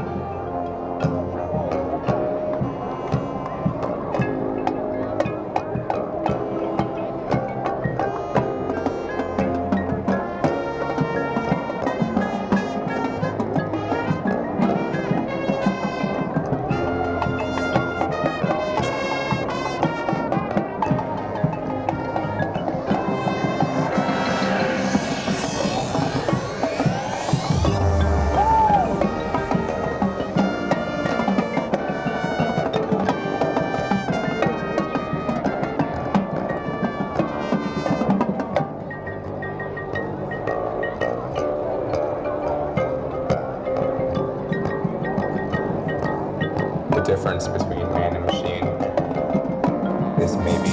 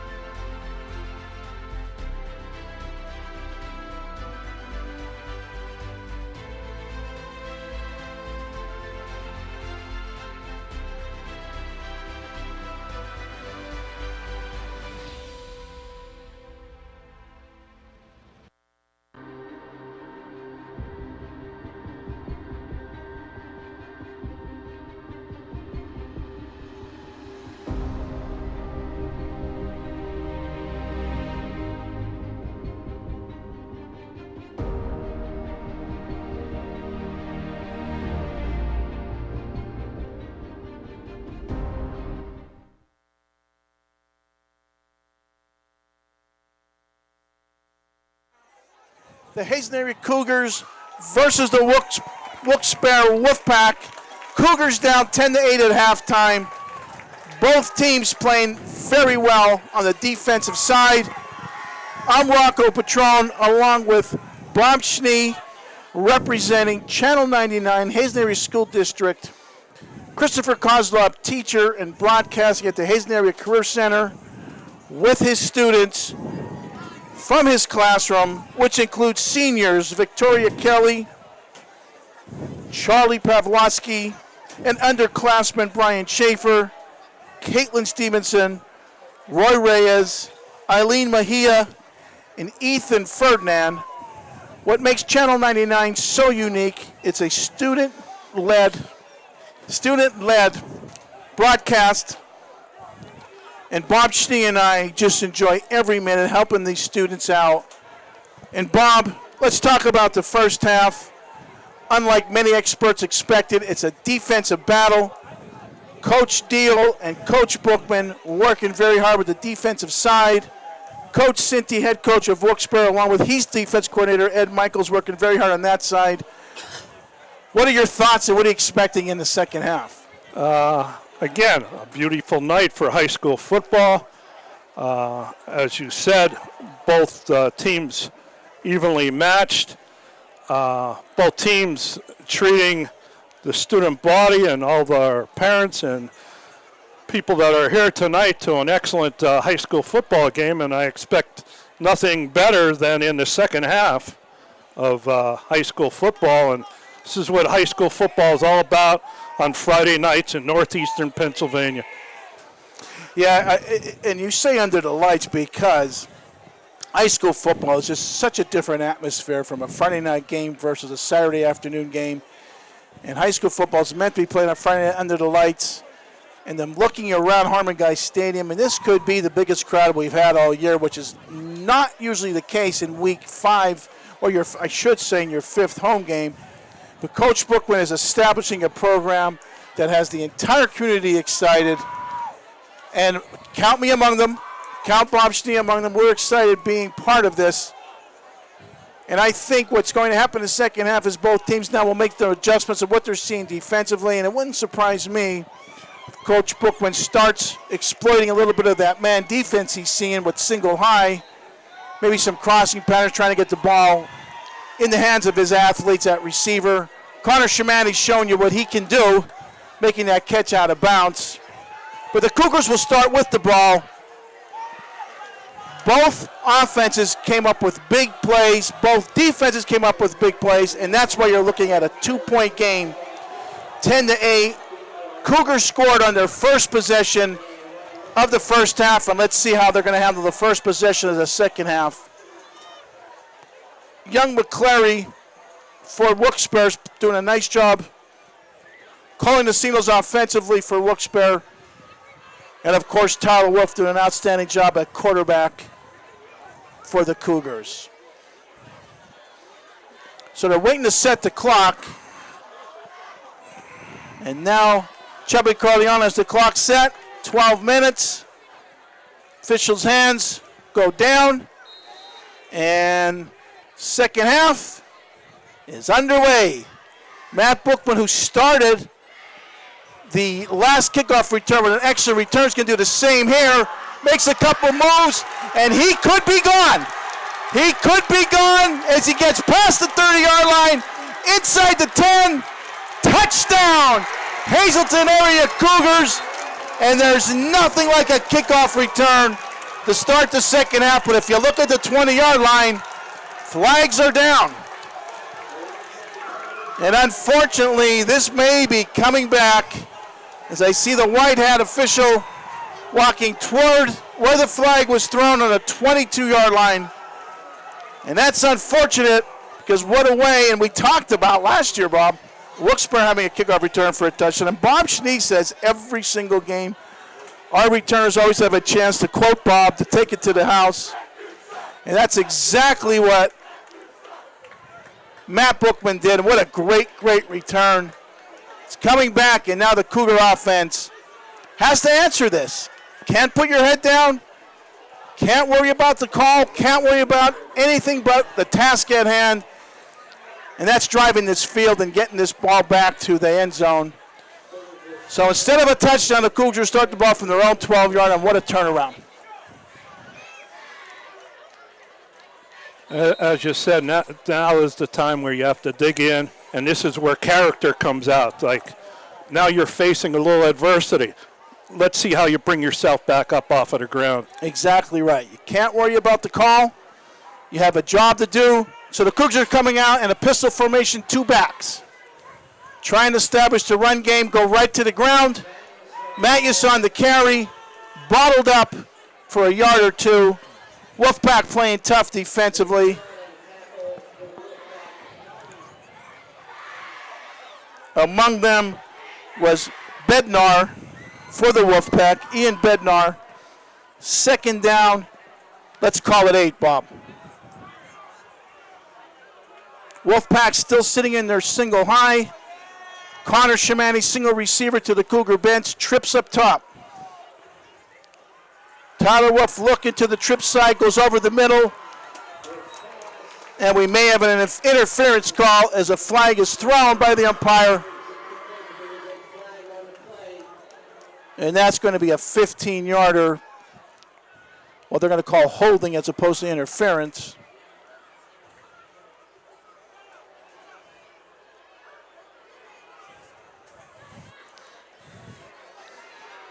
Holding defense as the official will walk it off.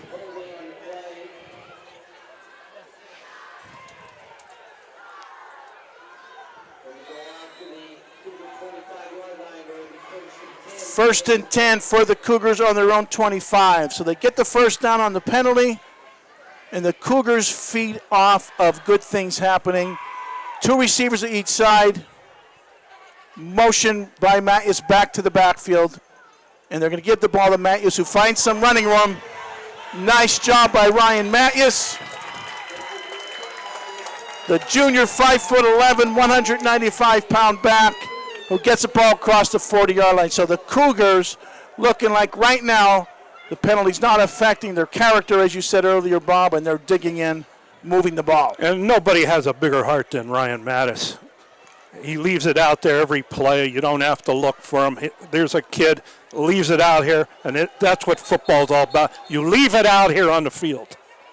There's no doubt Ryan does that week in and week out. Now I believe they're going to have to ask, maybe it's an injury by Anthony Nugent, but he's asked to leave the field for a play. So right now we're looking at 1st and 10. Cougars in a shotgun trips. They're going to go to their other running back, Matt Bookman, who's met right in the hole. And a nice play by the Cougar front lineman, or the Wolfpack front lineman making the stop. 2nd and 10.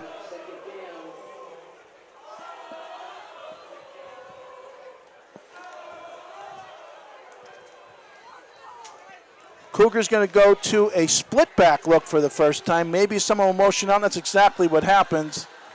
Trips to the short side. I'd look wide side, single receiver. Let's see what happens.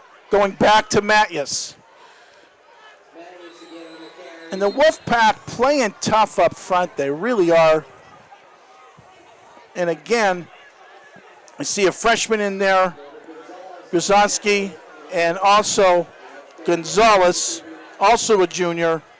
So it's 3rd down, 8 yards to go. Cougars trying to get across midfield. And a big, big 3rd down coming up here, Bob. Let's see what Coach Bookman dials up. He's got wide, single receiver to the wide side, offset, trips to the short side of the field. Tyler Wolf back, under pressure, scrambles, makes a move. He's met, fighting for yardage, and decision time for Coach Bookman. It's looking like it's about 4th and 3. So I would definitely call that a coverage sack, Bob. I mean, he had plenty of time back there, but the Wolfpack does a good job. Coach Bookman not blinking an eye. He's going for this. Very interesting call, Coach. Yes, 4th and 2 on their own 49-yard line. Big call here. Scoreboard showing 4th and 3. It's a long 2 or a short 3. One back set, trips up top. Fakes to Matthews, going to Connor Shimani, who makes the catch for the first down. And he's as reliable as any receiver in the state of Pennsylvania. And he makes the big catch. It's a great catch by Shimani. Laid out there and made the catch. Good job. Good job by Tyler Wolf getting the ball to him. Connor Shimani runs the corner off, comes back to the ball. What a great job, first down. A big, big 4th down conversion. 2 receivers each side, offset motion by Corchado.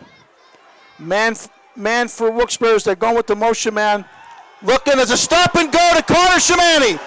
Tyler Wolf puts it right up.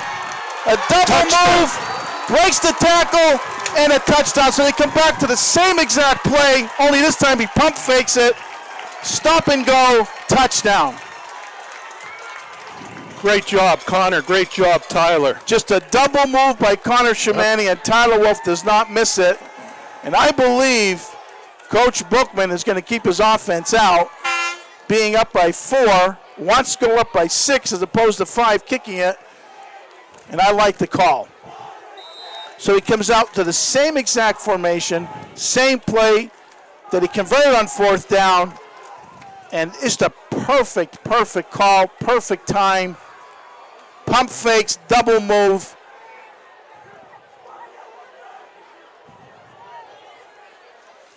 Two back set and a pistol, and looks like he's going to run reverse to Corchado, but does not get in. Coach Book was telling him to go wide, but he cut it up. It remains 14-10.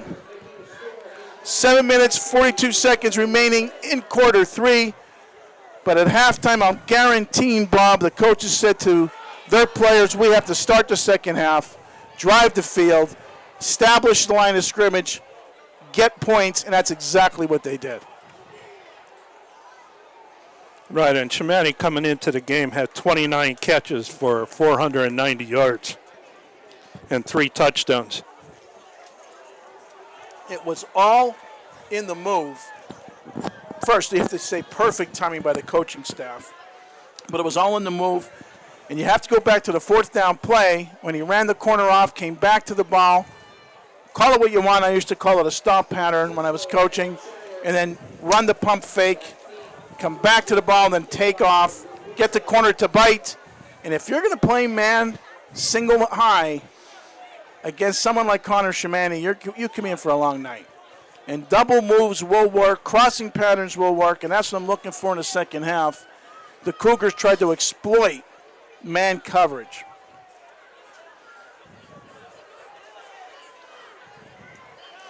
Great play calling by Coach Bookman coming out in the second half offensively. Definitely great play calling. So now it's the Cougars defense, who I'm sure they talked again at halftime saying, we need to score, need to come out and stop the Wolfpack. Coach Cinti telling his guys, we got to get this point right back on the board. Short kick.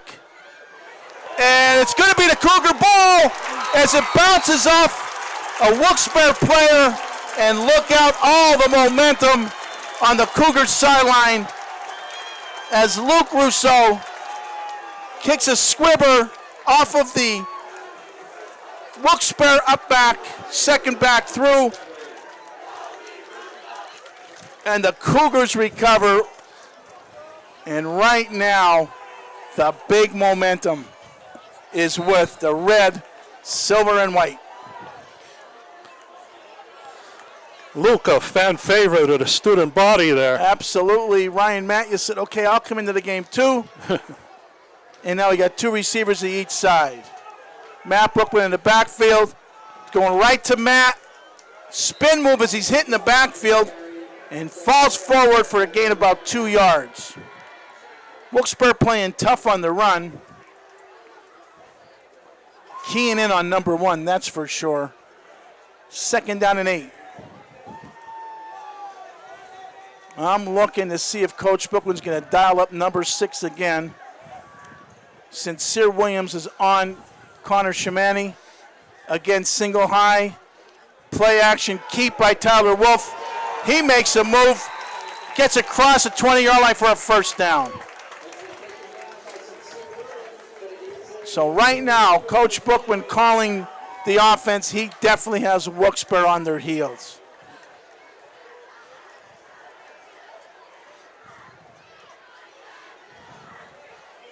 Tyler Wolf comes back into the game, getting the call from the sideline. And the coaches right now, you can get into a rhythm calling plays. Coach Bookman's right now feeling good about the play calling. And he's going to come out and shotgun 2 receivers to each side. Motion by Corchado. Ball's going to Bookman off tackle. And again, a stout defense by Wilkes-Barre. That time, Anthony Nugent on the tackle. Big senior having a big night for Wilkes-Barre. 2nd and 9. Coach, Cougars definitely need some kind of a score here. You do not want to let Wilkes-Barre hanging around in a one-score game here. Exactly right, and any kind of a score here is going to get Wilkes-Barre on their heels. Tyler Wolf looking for Connor Shamani up top. And we're waiting for the official call.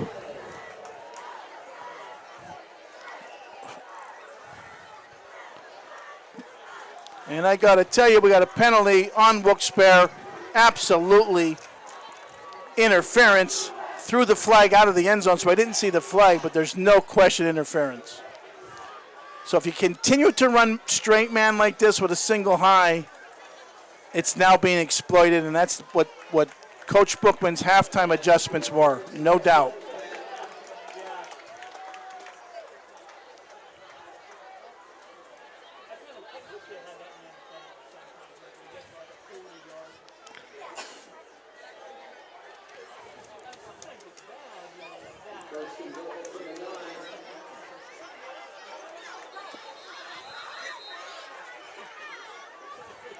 Officials are calling timeout.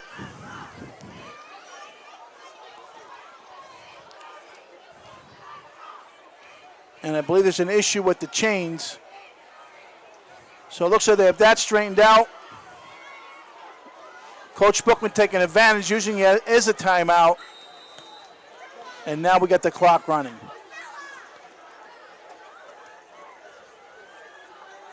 So a big penalty on Wilkes-Barre. Moves the Cougars to the 9-yard line.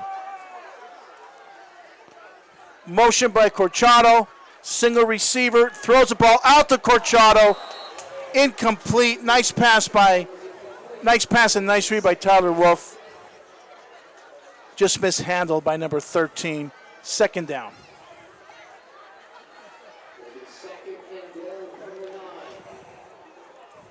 No question, the Cougars are using Trey Corchado, senior, 6'2", 180, nice-looking athlete.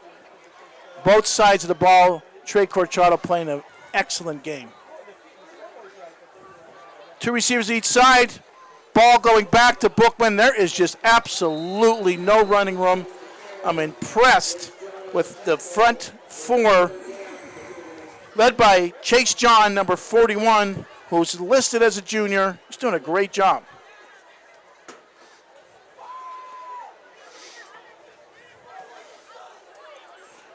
Third down, I'm looking here, Coach, for Dennis Bookman to go to the air. Now, the down mark on the field saying 4th down. I'm saying 3rd down on the scoreboard.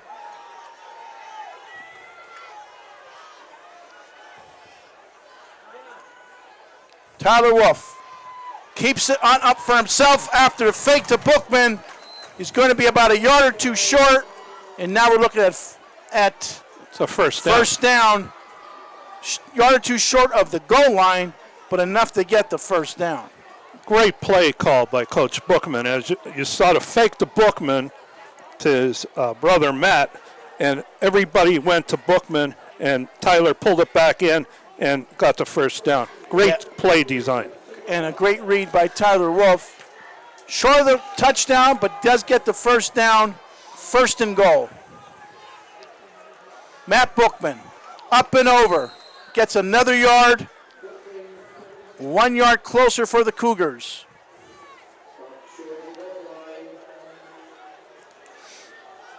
I have to say, Coach, Wilkes-Barre's front four, they look like 4 blocks of granite. They're doing a really nice job. Cougar offensive line having a hard time with them. And that's certainly a compliment by Coach Schnee, who coached defensive linemen many years.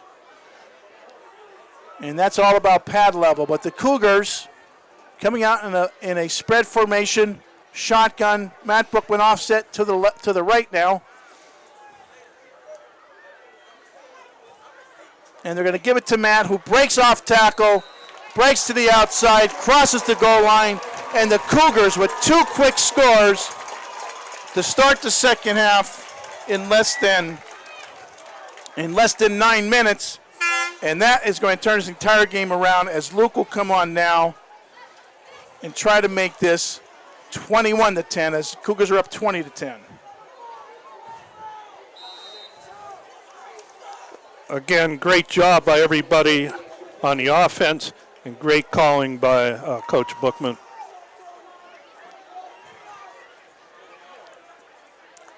Connor Shamani decides he's going to have to take it himself, throws the ball into the end zone, and gets the 2 points after a bobbled snap. And that's when you're yelling, fire, fire, fire. He breaks out, gets the 2 points, 22-10. That Connor Shamani, he can do it all, as he is the holder. Once he bubbled the snap, he starts yelling for the break, and that signals for the receiver, which was Ryan Mattis in this case, and they get the 2-point conversion. So Connor even has an arsenal of being a passer. Absolutely. And that comes from his uncle Scotty, who was an excellent quarterback during his career Yes. at Hazleton area. Yes. Scott, who was a quarterback for Rich Matz with the Mountaineers of Hazleton, and his brother Steve was a linebacker. Both played college football. And Scott's children, very good athletes as well for Hazleton area. And we had his other brother, Sean, who was a student manager for years. Nobody more well-organized than Sean Shamani. Just a great family. The only thing I wish is the grandfather, Ed Shamani, would be here. What a great man he was, and they're just a great family, outstanding family. You could ask anybody in this area, well-respected, just a great family, and he'd be all smiles. I know he's smiling down from heaven now. There's no question, Mr. Shamani, what a great, great gentleman with a great family, and he is absolutely proud of his family, proud of his grandchildren. So Luke Rousset squibs it again, this time number 4 for the Wilkes-Barre Wolfpack. Sincere Williams says, I'll just take the knee, take no chances. So Cyril Cinti went into the locker room up 10-8, and before he even touches the ball, he's down 22-10. Think about that, Bob. The last time he had the ball in his hands, they were up by 2, and now for the first time they're going to touch the ball in the second half, and there's 3:43 to go.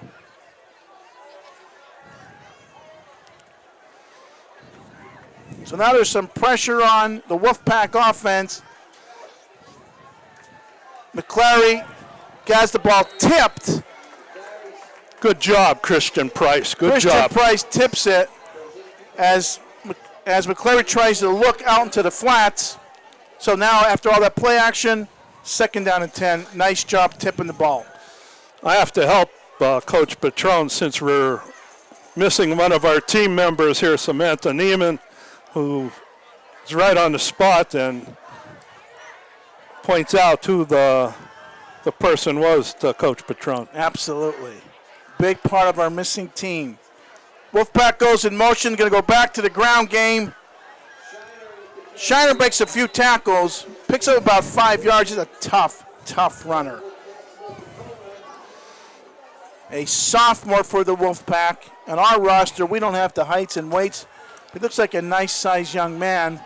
Cyril Cinti certainly get the most out of him. And I'm sure Cyril Cinti's looking at a lot of underclassmen he's playing. Has a nice future with his group. Harmon Guy Stadium is hopping with a lot of fans here on this beautiful October evening, seeing their Cougars take a 22-10 lead. Wolfpack doing some shifting, hands the ball off, and he's going to come up short as Mekhi Nelson, a great athlete for Wilkes-Barre. And if Cyril decides to go for this, he'd be giving the Cougars a short field, and it doesn't look like he's going to take any chances. I mean, he is in a quandary here because if you go for it and don't get it, give him the short field. Giving the ball right back to a hot offense is a tough thing to do as well. Tough choice for Coach Cinti. He's got to punt the ball. This ball is going to Connor, who fair catches it right on the 25-yard line. Nice job, Connor Shermani. So once again, the Cougar offense, who had the ball twice in the second half, scored 2 touchdowns, got 1 2-point conversion, and now their hot offense is back. Coach Bookman's in a groove calling the plays, and the Cougars right now could dominate this game if they get any kind of drive going. Good job by Trayvon Cotrado there, blowing up the blocker for the kicker. Yeah, Trey Corchado, we call his name a lot. He's all over this field. So again, looks like we have a man down for the Wolfpack. Maybe it's a cramp on this warm night. So the trainers will take a look at this young man. Hopefully he's fine. And Coach, while we were talking at halftime, you know, we take our little walks, but I saw in attendance tonight Bob Tucker, played in the NFL for the New York Giants, the Minnesota Vikings, led the league in receptions one year as a tight end. His quarterback, Fran Tarkington, but I mean, Bob's probably like in his mid-70s now, but outstanding NFL football player. He was here tonight. Him and his wife, I just want to thank him for coming here and show support for the kids. Yes, I couldn't agree more. It was a nice tribute to Bob a couple of years ago where there's actually a plaque underneath the flagpole representing Bob Tucker. It was a great tribute. It was a great night. 2 years ago, I was principal of the high school. I was very, very privileged to be part of that tribute. Freddie Barletta, athletic director, did a great job putting it all together. Freddie Barletta, always a first-class act.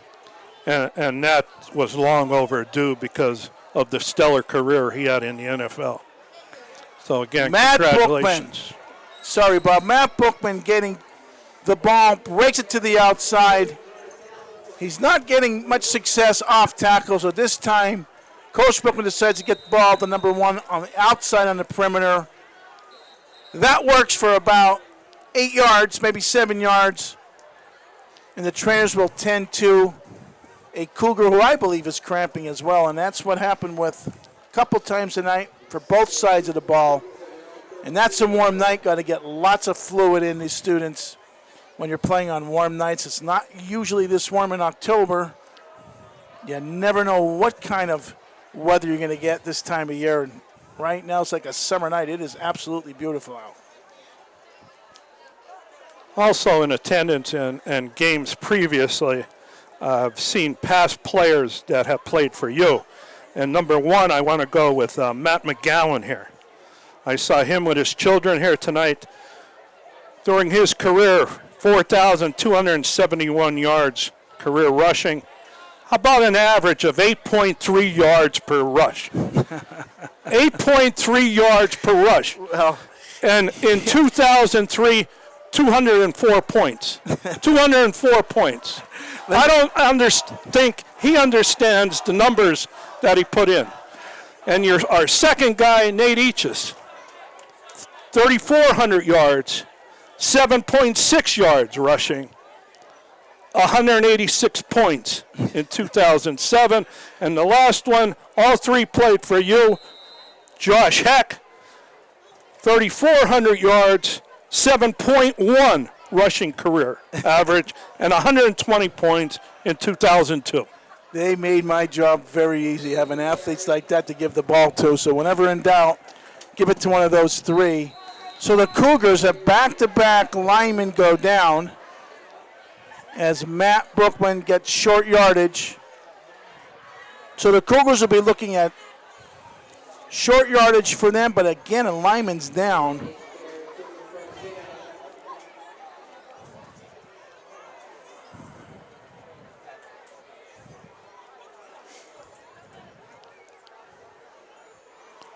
So they're going to 10-1 Fabian. And I see that he's getting some good attention from our training staff from Lehigh Valley. Leo Kelly, tough lineman for Coach Bookman, senior, who's going to try to tough it out. I see him limping going back into the huddle, seeing his teammate go down. That just goes to show you the amount of heart on these players. So the good news I have is Juan Fabian's going off the field on his own, under his own power, which is always a good sign. But and again, Coach, talking again to one of your former players, Shane McKernan, who was an absolutely excellent athlete. I asked him, what was Coach Patron's secret? He was like a father. If we lost, we thought we were letting him down. That's one of the greatest compliments from kids that I've ever heard, Coach. Yeah, that's great. I appreciate you bringing that up. So the pass goes to Connor Shamani, incomplete on a 1st and 10, 2nd down and 10. Yeah, Coach, we had some really good kids that played for us, and there's no doubt I love them. And just wanted to treat them as a family member, and I'm glad to hear. And for 9 years, you were a father figure here as a coach, and then as a principal, you were a father figure here. And I know you taught all those kids to being a good person and going after your dreams and achieve them in life. Thank you, Coach. Matt Bookman's feeling it now. He is running very hard. When you have a back, like the backs you mentioned in McGowan and Eachus and Heck, count Matt Bookman among them, and he's running the ball angry, and I mean that as a very big compliment, and that's when you're tough to bring down. And once you get the running game going, it just complements the passing game. Cougars will be tough to stop. And we've said that since game one. Bookman could run with any running back, and there were only 3 of them. There's a whole list of them. Yes. That I could have went through, but yes. Bookman could run with any running back that ever played at Hazleton area. Yes, and that's a big tradition here at the Cougars. 1st and 10, play action, looking up top. Gets the ball to Connor Shamani. Maston runs off the corner.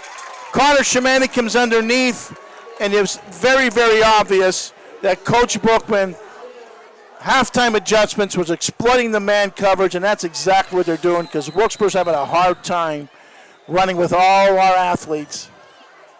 So the Cougars on the move again after scoring 2 touchdowns and a 2-point conversion, 14 points in the third quarter, and they're on the move again, Bob. I think we have a young man from Wilkes-Barre down cramping. And again, we talked about this years ago. They used to call timeout during and make sure everybody was hydrated. Yes. I don't know whatever happened to that. The officials used to do official timeout, let them hydrate. But the Cougars, what a great, you look over the history right now of just this season. The Cougars have played the second half much better than all their first halves. And that's a tribute to coaching.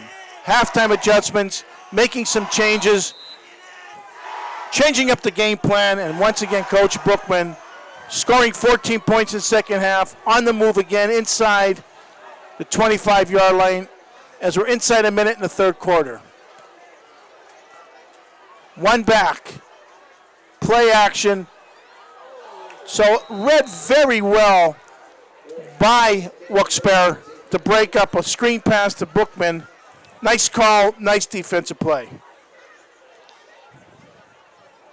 Because if he doesn't tap that ball, that could be 6 going into the end zone.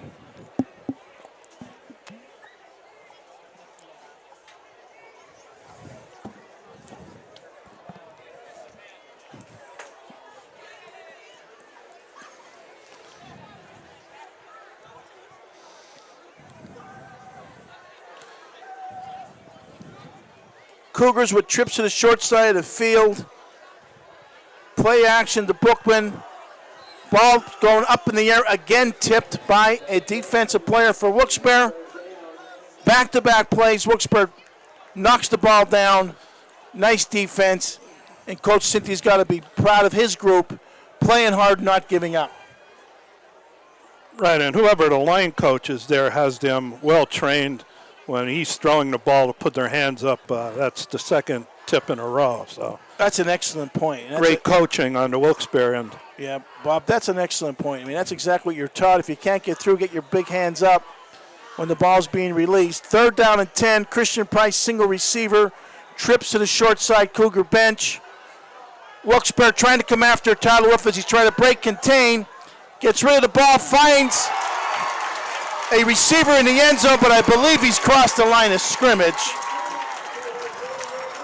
So Jose Rodriguez makes a big-time catch, but Tyler Wolf keeping his eyes downfield, not aware of crossing the line of scrimmage, and that, I believe, Bob, that's a loss of down as well. And that's when Tyler just has to tuck it and run. Now, I'm not sure if they're calling that or they just signaled something else. Face mask? That's what it looked like. Let's see. So it looks to me like he's either saying holding, and I was 100% wrong, and I apologize, everyone. I was under the assumption Tyler crossed the line of scrimmage. But our Cougar crazies, our students that like to call themselves the Cougar crazies, they don't agree with the call. Our student body, Bob, runs a spirit club, and all over the school you'll see Cougar Crazies, which is just absolutely awesome. They support all the sporting teams, all the athletic teams in the high school. They don't agree with the call, but nonetheless, we're looking at 3rd and very long, and I believe we have a timeout with 23 seconds to go. In quarter number 3, Coach Bookman realizes this is a big play. 3rd and 25. Doesn't have to get it all back here, Bob. No. Does not have to get it all back on one play. But he saw something he didn't like. And the bad part is it got called back, but Jose Rodriguez, a senior, worked very hard. He didn't come on the scene till like game 3 or 4 where he was shown that he worked himself through practice to get plays during the game. And great play, Jose. Yeah. I mean, it was called back, but yeah, you're 100% good job, buddy. Right. Good job. We're rooting for you here. Absolutely. To see a senior with limited playing time working his way into the lineup, scoring a touchdown, and he does have a score this year. Yeah, he does have one at home. Could have got his second one of the year.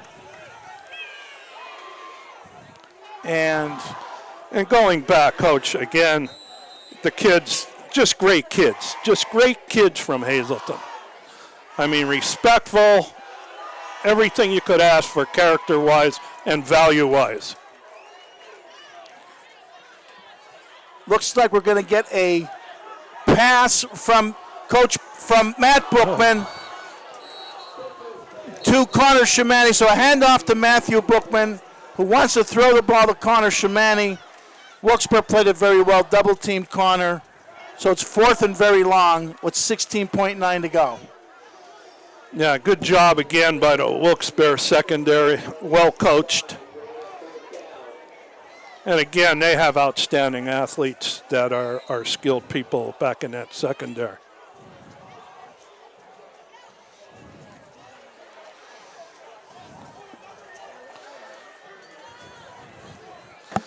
Now, I know Luke practices this all week also, kicking it out of bounds. Just a tremendous weapon to have. And he runs a soccer-style kick, rugby-style kick. But he is such a strong leg. He kicks it into the end zone. And I just dropped my glasses. Can't do without those. So with 9 seconds to go in quarter three, Wilkes-Barre has their work cut out for them. The big penalty was a big setback on the holding call. When Tyler Wolf, that's the second touchdown call back tonight on the Cougars. Tough to overcome, but they're up by 12 as the quarter three is coming near an end. And I'm looking around this stadium, Bob, and I'm going to have to say this is the biggest crowd I have seen here in many years. And Coach Bookman is really establishing a program where he's getting a great following. Almost intercepted, so it looked to me like McCleary and Williams not on the same page. Williams came inside, McCleary was expecting an out into the flats, and almost intercepted by the Cougars. Yeah, Mitchell Maston's hoping that he would get that one back. I mean, he had a layout, but... Yeah, he certainly did. He had 2 interceptions. Yeah, and again, a senior, you were hoping that he would go out on a note like that at home. Second down and 10. Coach Cinti decides to go to the ground game to run out quarter number 3. As we enter to the fourth quarter, Wolfpack will be looking at about a 3rd and 4. And they got a tough runner in Howie Shiner. So, Coach, we got 1 quarter to go. Cougars up 22-10. Shut out the Wolfpack in quarter 3. And does Wolfpack have the plays and the athletes now to come over this deficit? It's going to be tough for them. Yeah, I was very impressed with the offense from Hazleton in the third quarter. Right now, the defense just got to play steady and not give up any home run balls. And the Wolfpack is kind of built on a methodical offense where they don't really have that big, long gain at one time. Now, I know that there's been some games this year where either McCleary or Nelson have broke long runs, and that's the way this team is built. They count on their athletes getting many, many yards after the ball's in their hand, whether it's a running play or whether it is a short pass. And I know Coach Cinti does not want to have to be 3 and out and punt from here. He wants to establish some gains, and if not score, at least flip the field. He needs 2 scores in quarter 4, which, let's face it, he has 1 touchdown and 1 field goal, so they're hard to come by. So 3rd and 3, the Wolfpack coming out under center with their quarterback and a shift to a 1-back set and a bunch set up top and a toss. Great play, Miner. Great play. Kayvon Miner does not allow the first down, and Coach Cinti's 4th and 1, and I got to believe he's got to try this. If he gives the ball right back to the Cougars, it could be the game. So this, Coach Bookman knows right now this is a big play.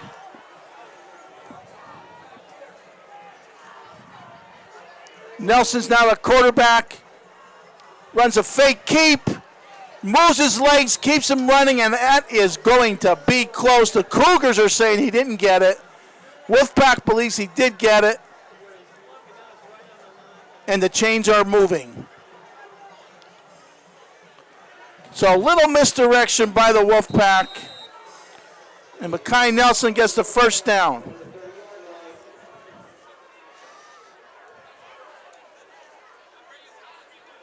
Shotgun, no back set, looks to the middle of the field, and just a double coverage by both Maston and Bookman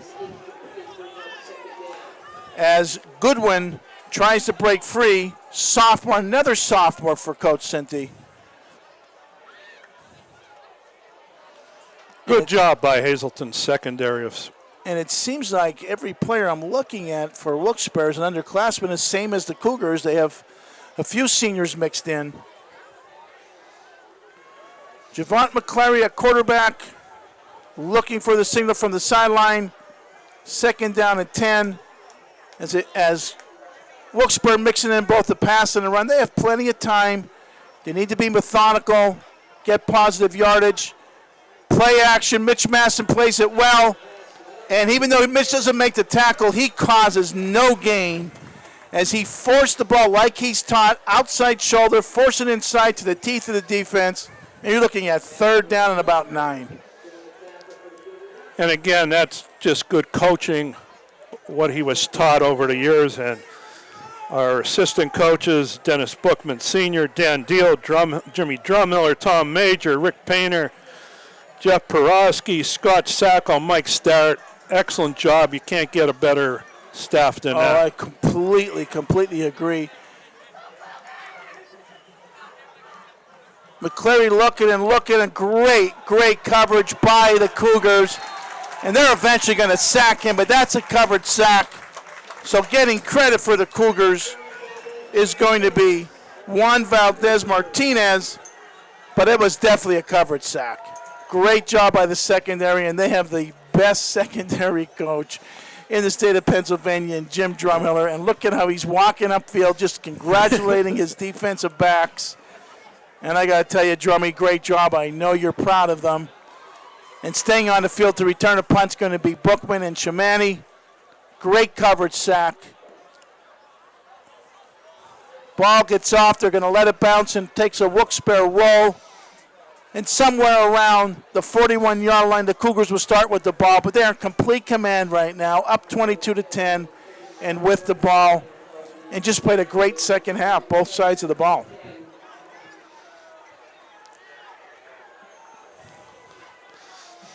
Yeah, I think, Coach, they knew what was at stake tonight. Senior night, your parents are here. Again, you only have 10 games in the season, and it's not, again, we repeat this, it's not a 10-game season. Like, you work year-round to prepare yourself, and it goes by so quick. It just goes by so quick, and they're not letting these people down tonight. No, it's a great game plan coming in, and Wilkes-Barre did everything they can to stay in the game. But if you notice, each time Matthew Bookman either motions out or lines out at receiver and the ball goes to Ryan Matthews, it's a different look by Wilkes-Barre. They're definitely key in the running game on number 1. Ryan Matthews enjoying a really, really good night running the ball. He is one very, very tough young man. And take it for someone that's coached many years. It's not easy to run the ball and play linebacker. And the coaching staff counts a lot on number 10, Ryan Matthews, who I just think the world of. Junior, 5'11", 195. He gives you everything he has. And Ryan, you have to know that when the game is over, you've left everything out in the field, just like every coach wants you to. Should be a big hand for Ryan Mann as he comes off the field, getting help from the training staff. Mike Banyan doing a great job, along with his members of his team from Lehigh Valley. And God knows we need trainers taking care of our student athletes. I love the Lehigh Valley Health Network tent on the sideline. It's like the NFL. Pass goes to Christian Price, who's going to break a tackle, get down to the 32-yard line, and a first down for the Cougars on the move again. Christian Price, 6'1", 190-pound senior, cramping up on the 30-yard line. But that cramp's going to feel a lot better, Christian, after a play like that. Don't worry. You're going to pop right back up. You're going to be just fine as the trainers go out really quick to help him.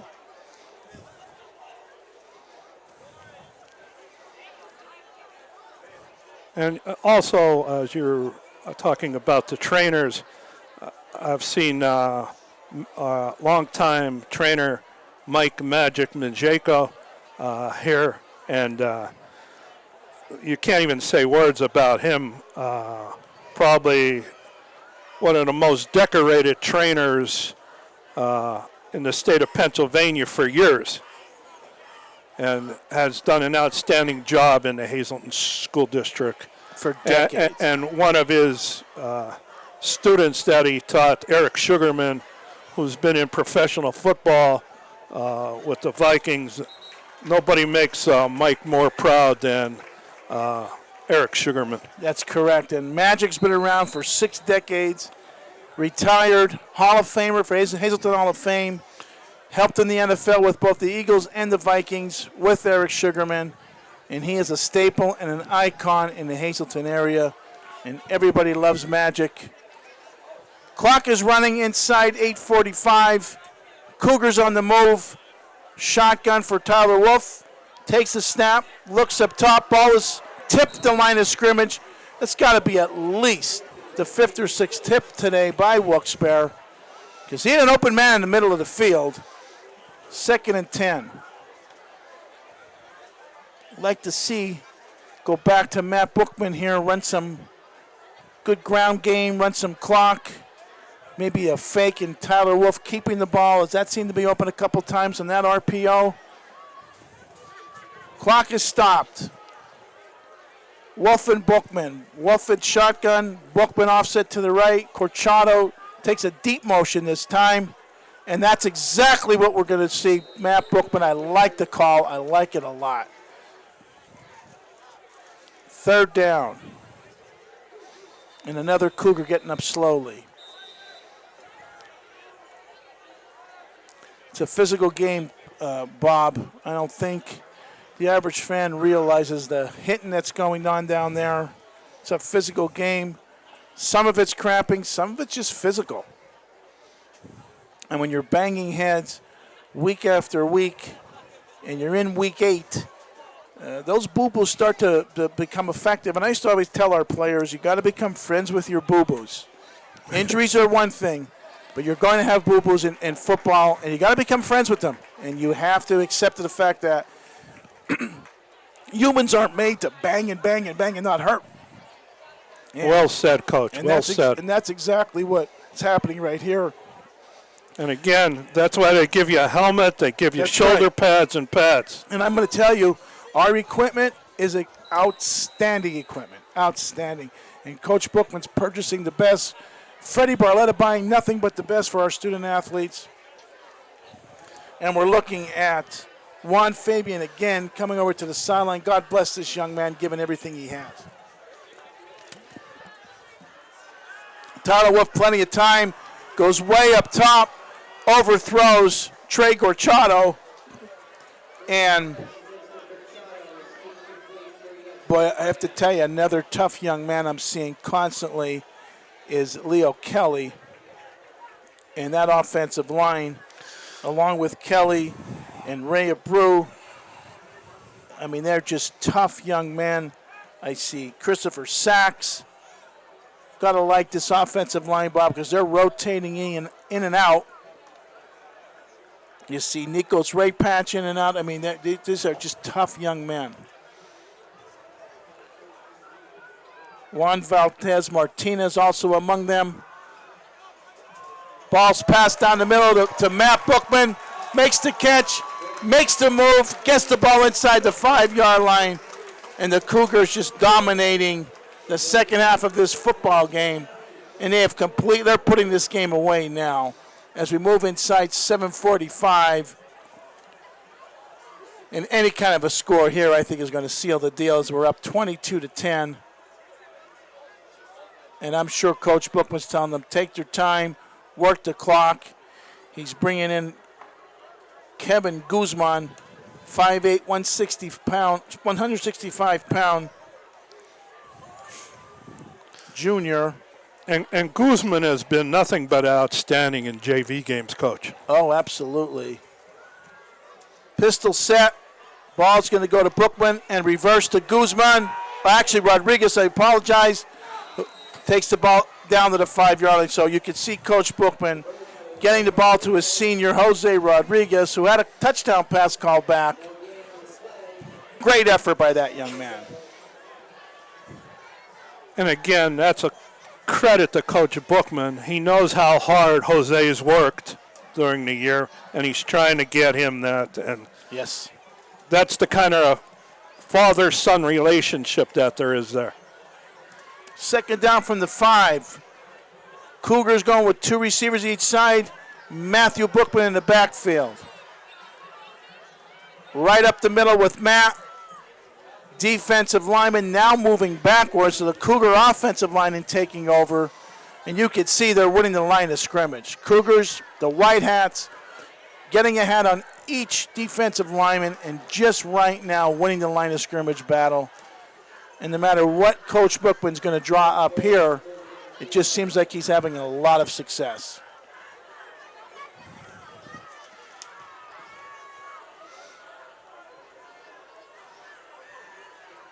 So with third down, he's going to go back to Matt. This time he fakes and keeps, takes a hit, but scores the touchdown. And the Cougars are now going to go up by a score of 28-10 before the PAT. You mentioned Jeff Perkowski earlier, Coach. He's a teacher in Hazleton Area High School, special teams coach. He's always in the game, and he's always involved in sports. He helps with the baseball team, assistant on the baseball team, assistant on the football team. Loves the kids love him. Jeff Perkowski is going to be a name around Hazleton Area High School a long time. He played for me. He played baseball and football in high school. And you can see him taking notes on the sideline, special teams coach. Great job, Jeff Perkowski. If affectionately known, Bob, as Perky. Perky, That's okay. Right. He played fullback and linebackers for me, and I'll tell you, he was just a tough kid. Catcher on the baseball team. Glad to see he's involved in coaching and teaching for Hazleton Area School District. Principal coach Dan Deal looking inside the tent. Another coach that's been around a long time, dedicated administrator, dedicated coach, and a young man that just absolutely cares about his students at West Hazleton, where he's the principal, and the students in the football team. Coach Patron, and while we're talking about coaches, I'd just like to talk about the previous coach here for 2 minutes, Coach Brennan, and I'm very glad to see that he's been very successful down in Danville. He won 2 state titles at Mount Carmel, and you could not get a better person than Coach Mike Brennan was, and everything he ever did was for kids, and I'm glad to see he's doing well. Yeah, I agree. Mike Brennan's a great guy. He knows the game. He was a great teacher. When we hired him as a coach here, he became a teacher in the high school where I was principal, and I just enjoyed being around him. He really, really liked the students. Students loved him. He taught the gifted classes. And Mike's going to be successful no matter where he is. He's doing a nice job at Danville, where my granddaughter happens to be in kindergarten, so I'm going to visit Mike when I go visit my granddaughter. And let me tell you something, show you what kind of a man he is. I'm a member of the quarterback club. His first thing coming in the quarterback club was, again, there's 59 stories. There's 51 kids on the team. There's 51 stories. A lot of his kids don't have that rosy life that there wasn't food on the table at 5 o'clock when you're supposed to eat.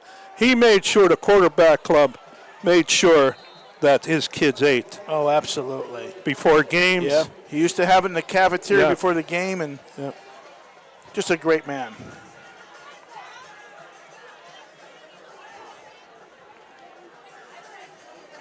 We're very lucky in the Hazleton area because we have so many dedicated teachers and coaches and paraprofessionals and administrators. Hazleton Area School District personnel love the students and will do anything for them.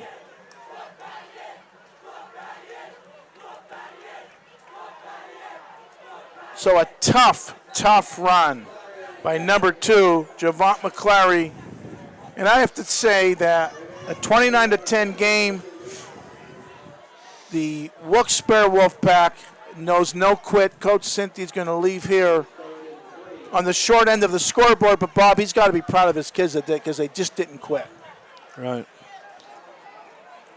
And I heard a chant from the student body to put Patrick Petrosky in, a senior. So, and again, a tribute to the kids, the student body here that have been tremendously supporting the football team all year and their student athletes. A reverse to Mackay Nelson, sophomore, breaks some tackles, gets the first down. It's one of the fewer positive yardage Wolfpack enjoyed in the second half.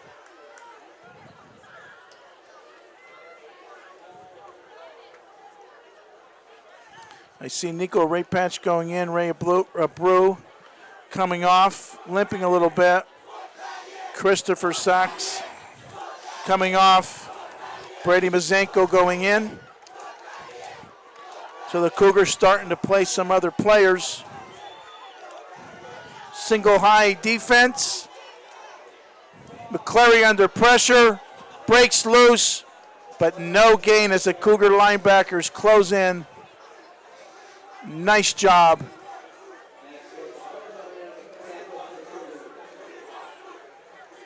As you see with Trayvon, you still see the teaching still going on from Coach Bookman and Coach Drummond. Absolutely. Always teaching. Nice job by Brady Mazenko as he just went into the game, did a nice job keeping contained. 2nd down and 10, clock is running.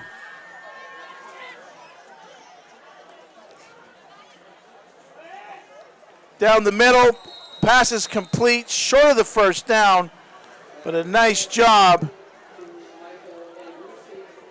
and a nice pass. So Andruski makes the catch, McClary makes the throw. Jim Beltray comes off. Cougars again rotating people in and out of the game. McClary takes a snap, looking for running room, and gets the first down.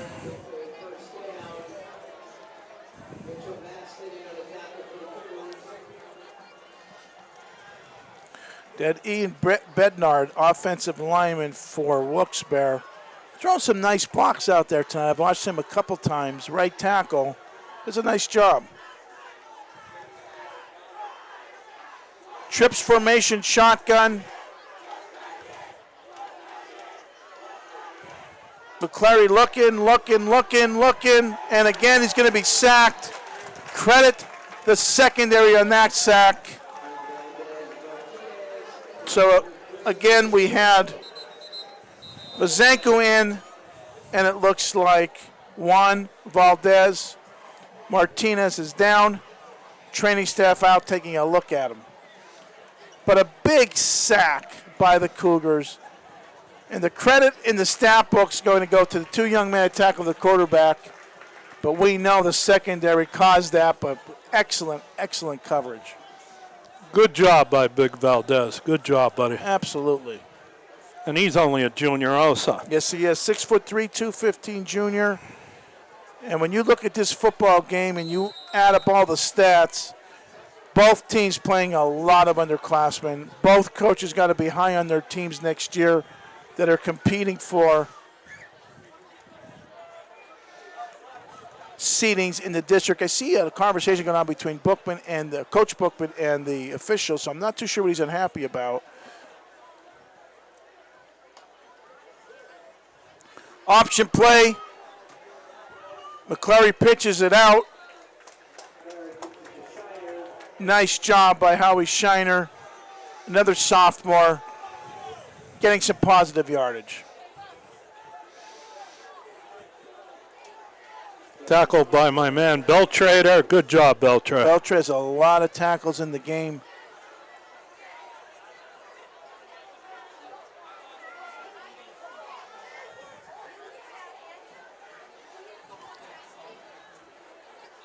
Clary's still trying to throw the ball. Short pass comes up, skip to the ground, a little bit short-handed, and we're looking at 4th down. And I think this game's just about over with 2 minutes and 4 seconds to go. There's really not much more for Hazleton to do if they stop them here. I don't even know if Coach Cinti would use his timeouts or not. McClary looking to throw the ball down the middle. Has a man. Stops. Ball goes over his head, but I do believe if he keeps running the pattern, he had a shot at it. Turnover on downs, and that's going to do it as the score is 29-10 with 1:59 remaining. Cougars have sealed this game. Great job by the coaching staff and the kids tonight. They knew what was at stake. They're going to be 5-3 after this game. They have 2 road games with Wyoming Valley West and Williamsport. You want to go up there and win those 2. Finished the season off at 7-3 or 7-3. He could finish at 7-3. The ball's going to go here to Bookman, who's going to fumble the ball. And Wilkes-Barre is going to take it over.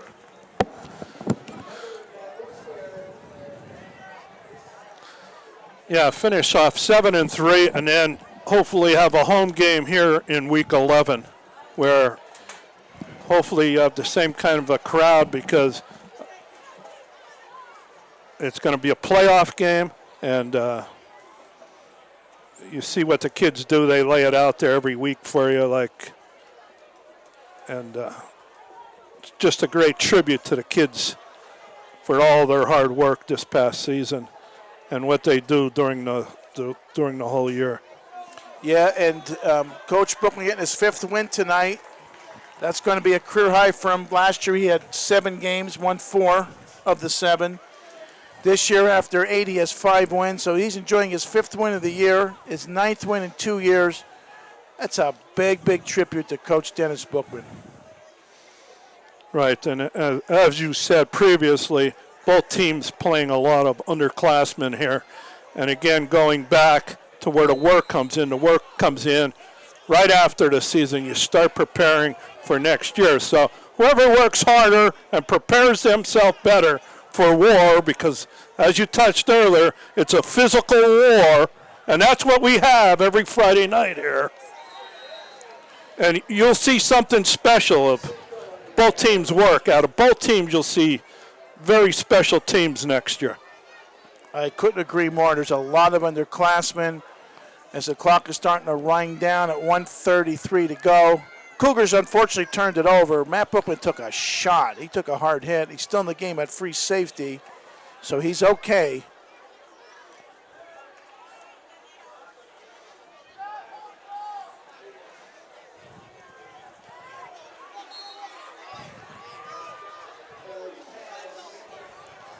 Well, I have to tell you that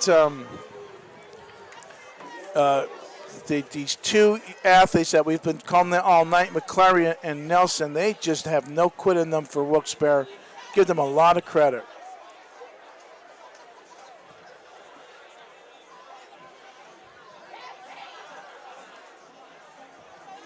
Pitch goes to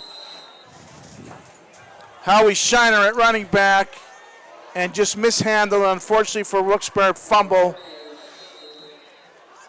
So Wilkes-Barre is going to use one of their timeouts with 44 seconds to go, 29-10.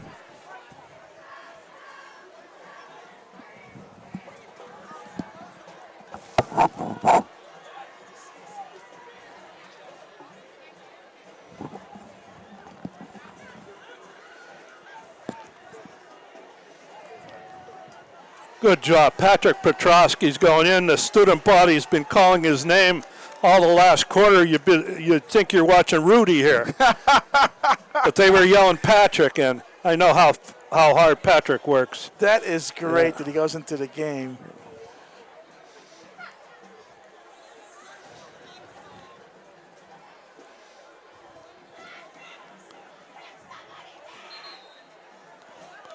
And Patrick, another senior that has worked very hard during the last 3 years, and great job, Patrick.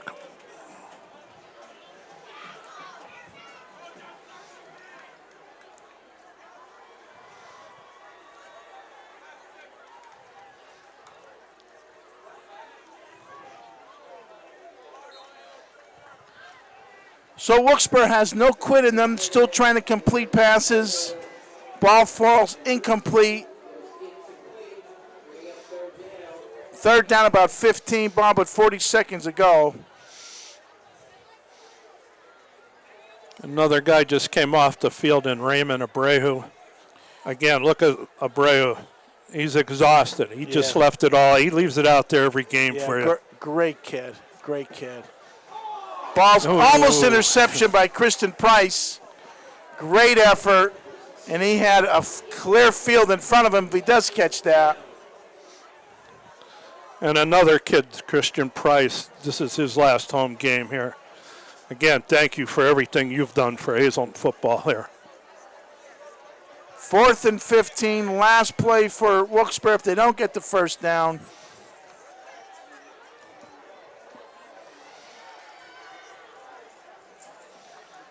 Last try, under pressure, throws the ball into the end zone where it's intercepted. No, incomplete, but almost intercepted by Matt Bookman. Officials saying incomplete. And they're better off as far as field position is concerned because they will take over now on downs, and that's going to do it.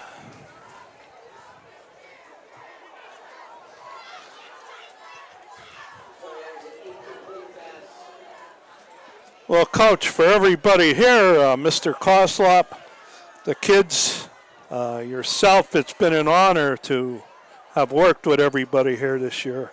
Yes, and I do believe Cougars will get a home playoff game.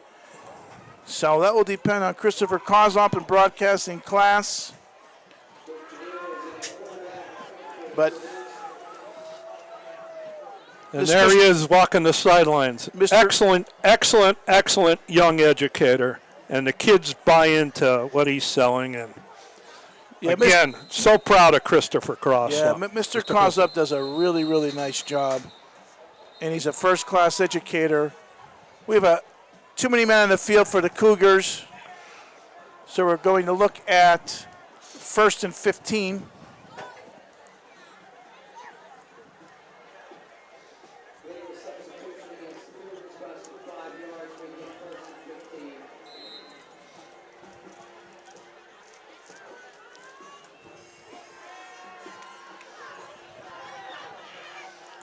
And at quarterback right now is Luke Gennaro, who hands the ball off. And now the Cougars will let the clock run out. And we have a final score as the clock ticks down. Cougars 29, Wolfpack 10, after being down 10-8, scoring 21 unanswered points. Nice job by Hazleton area Cougars to go to 5-3 and a big, big win for seeding purposes as 6A playoffs are now 3 weeks away. Again, a tribute to the Cougar football team, everybody, because they played a very good Wilkes-Barre and very well coached Wilkes-Barre team. Again, congratulations, guys. Great job all season. So on behalf of the broadcasting class, Channel 99, our students who work so hard here, giving up their Friday nights, Victoria Kelly, senior, Charlie Pavlovsky, also a senior, underclassmen Brian Schaefer, Caitlin Stevenson, Roy Reyes, Eileen Mejia, Ethan Ferdinand. Student bodies now running onto the field to meet their beloved Cougars. Security letting them run onto the field. And what a great feeling as the Cougars finish their last home regular season game. And now they'll go on the road to Valley West and to Williamsport, hoping to get wins number 6 and 7 as the playoff picture will begin to shape up. So on behalf of Bob Schnee and Christopher Koslop, I'm Rocco Petrone. Thank you for joining us on Channel 99. Have a safe and fantastic weekend. Good night. Good night.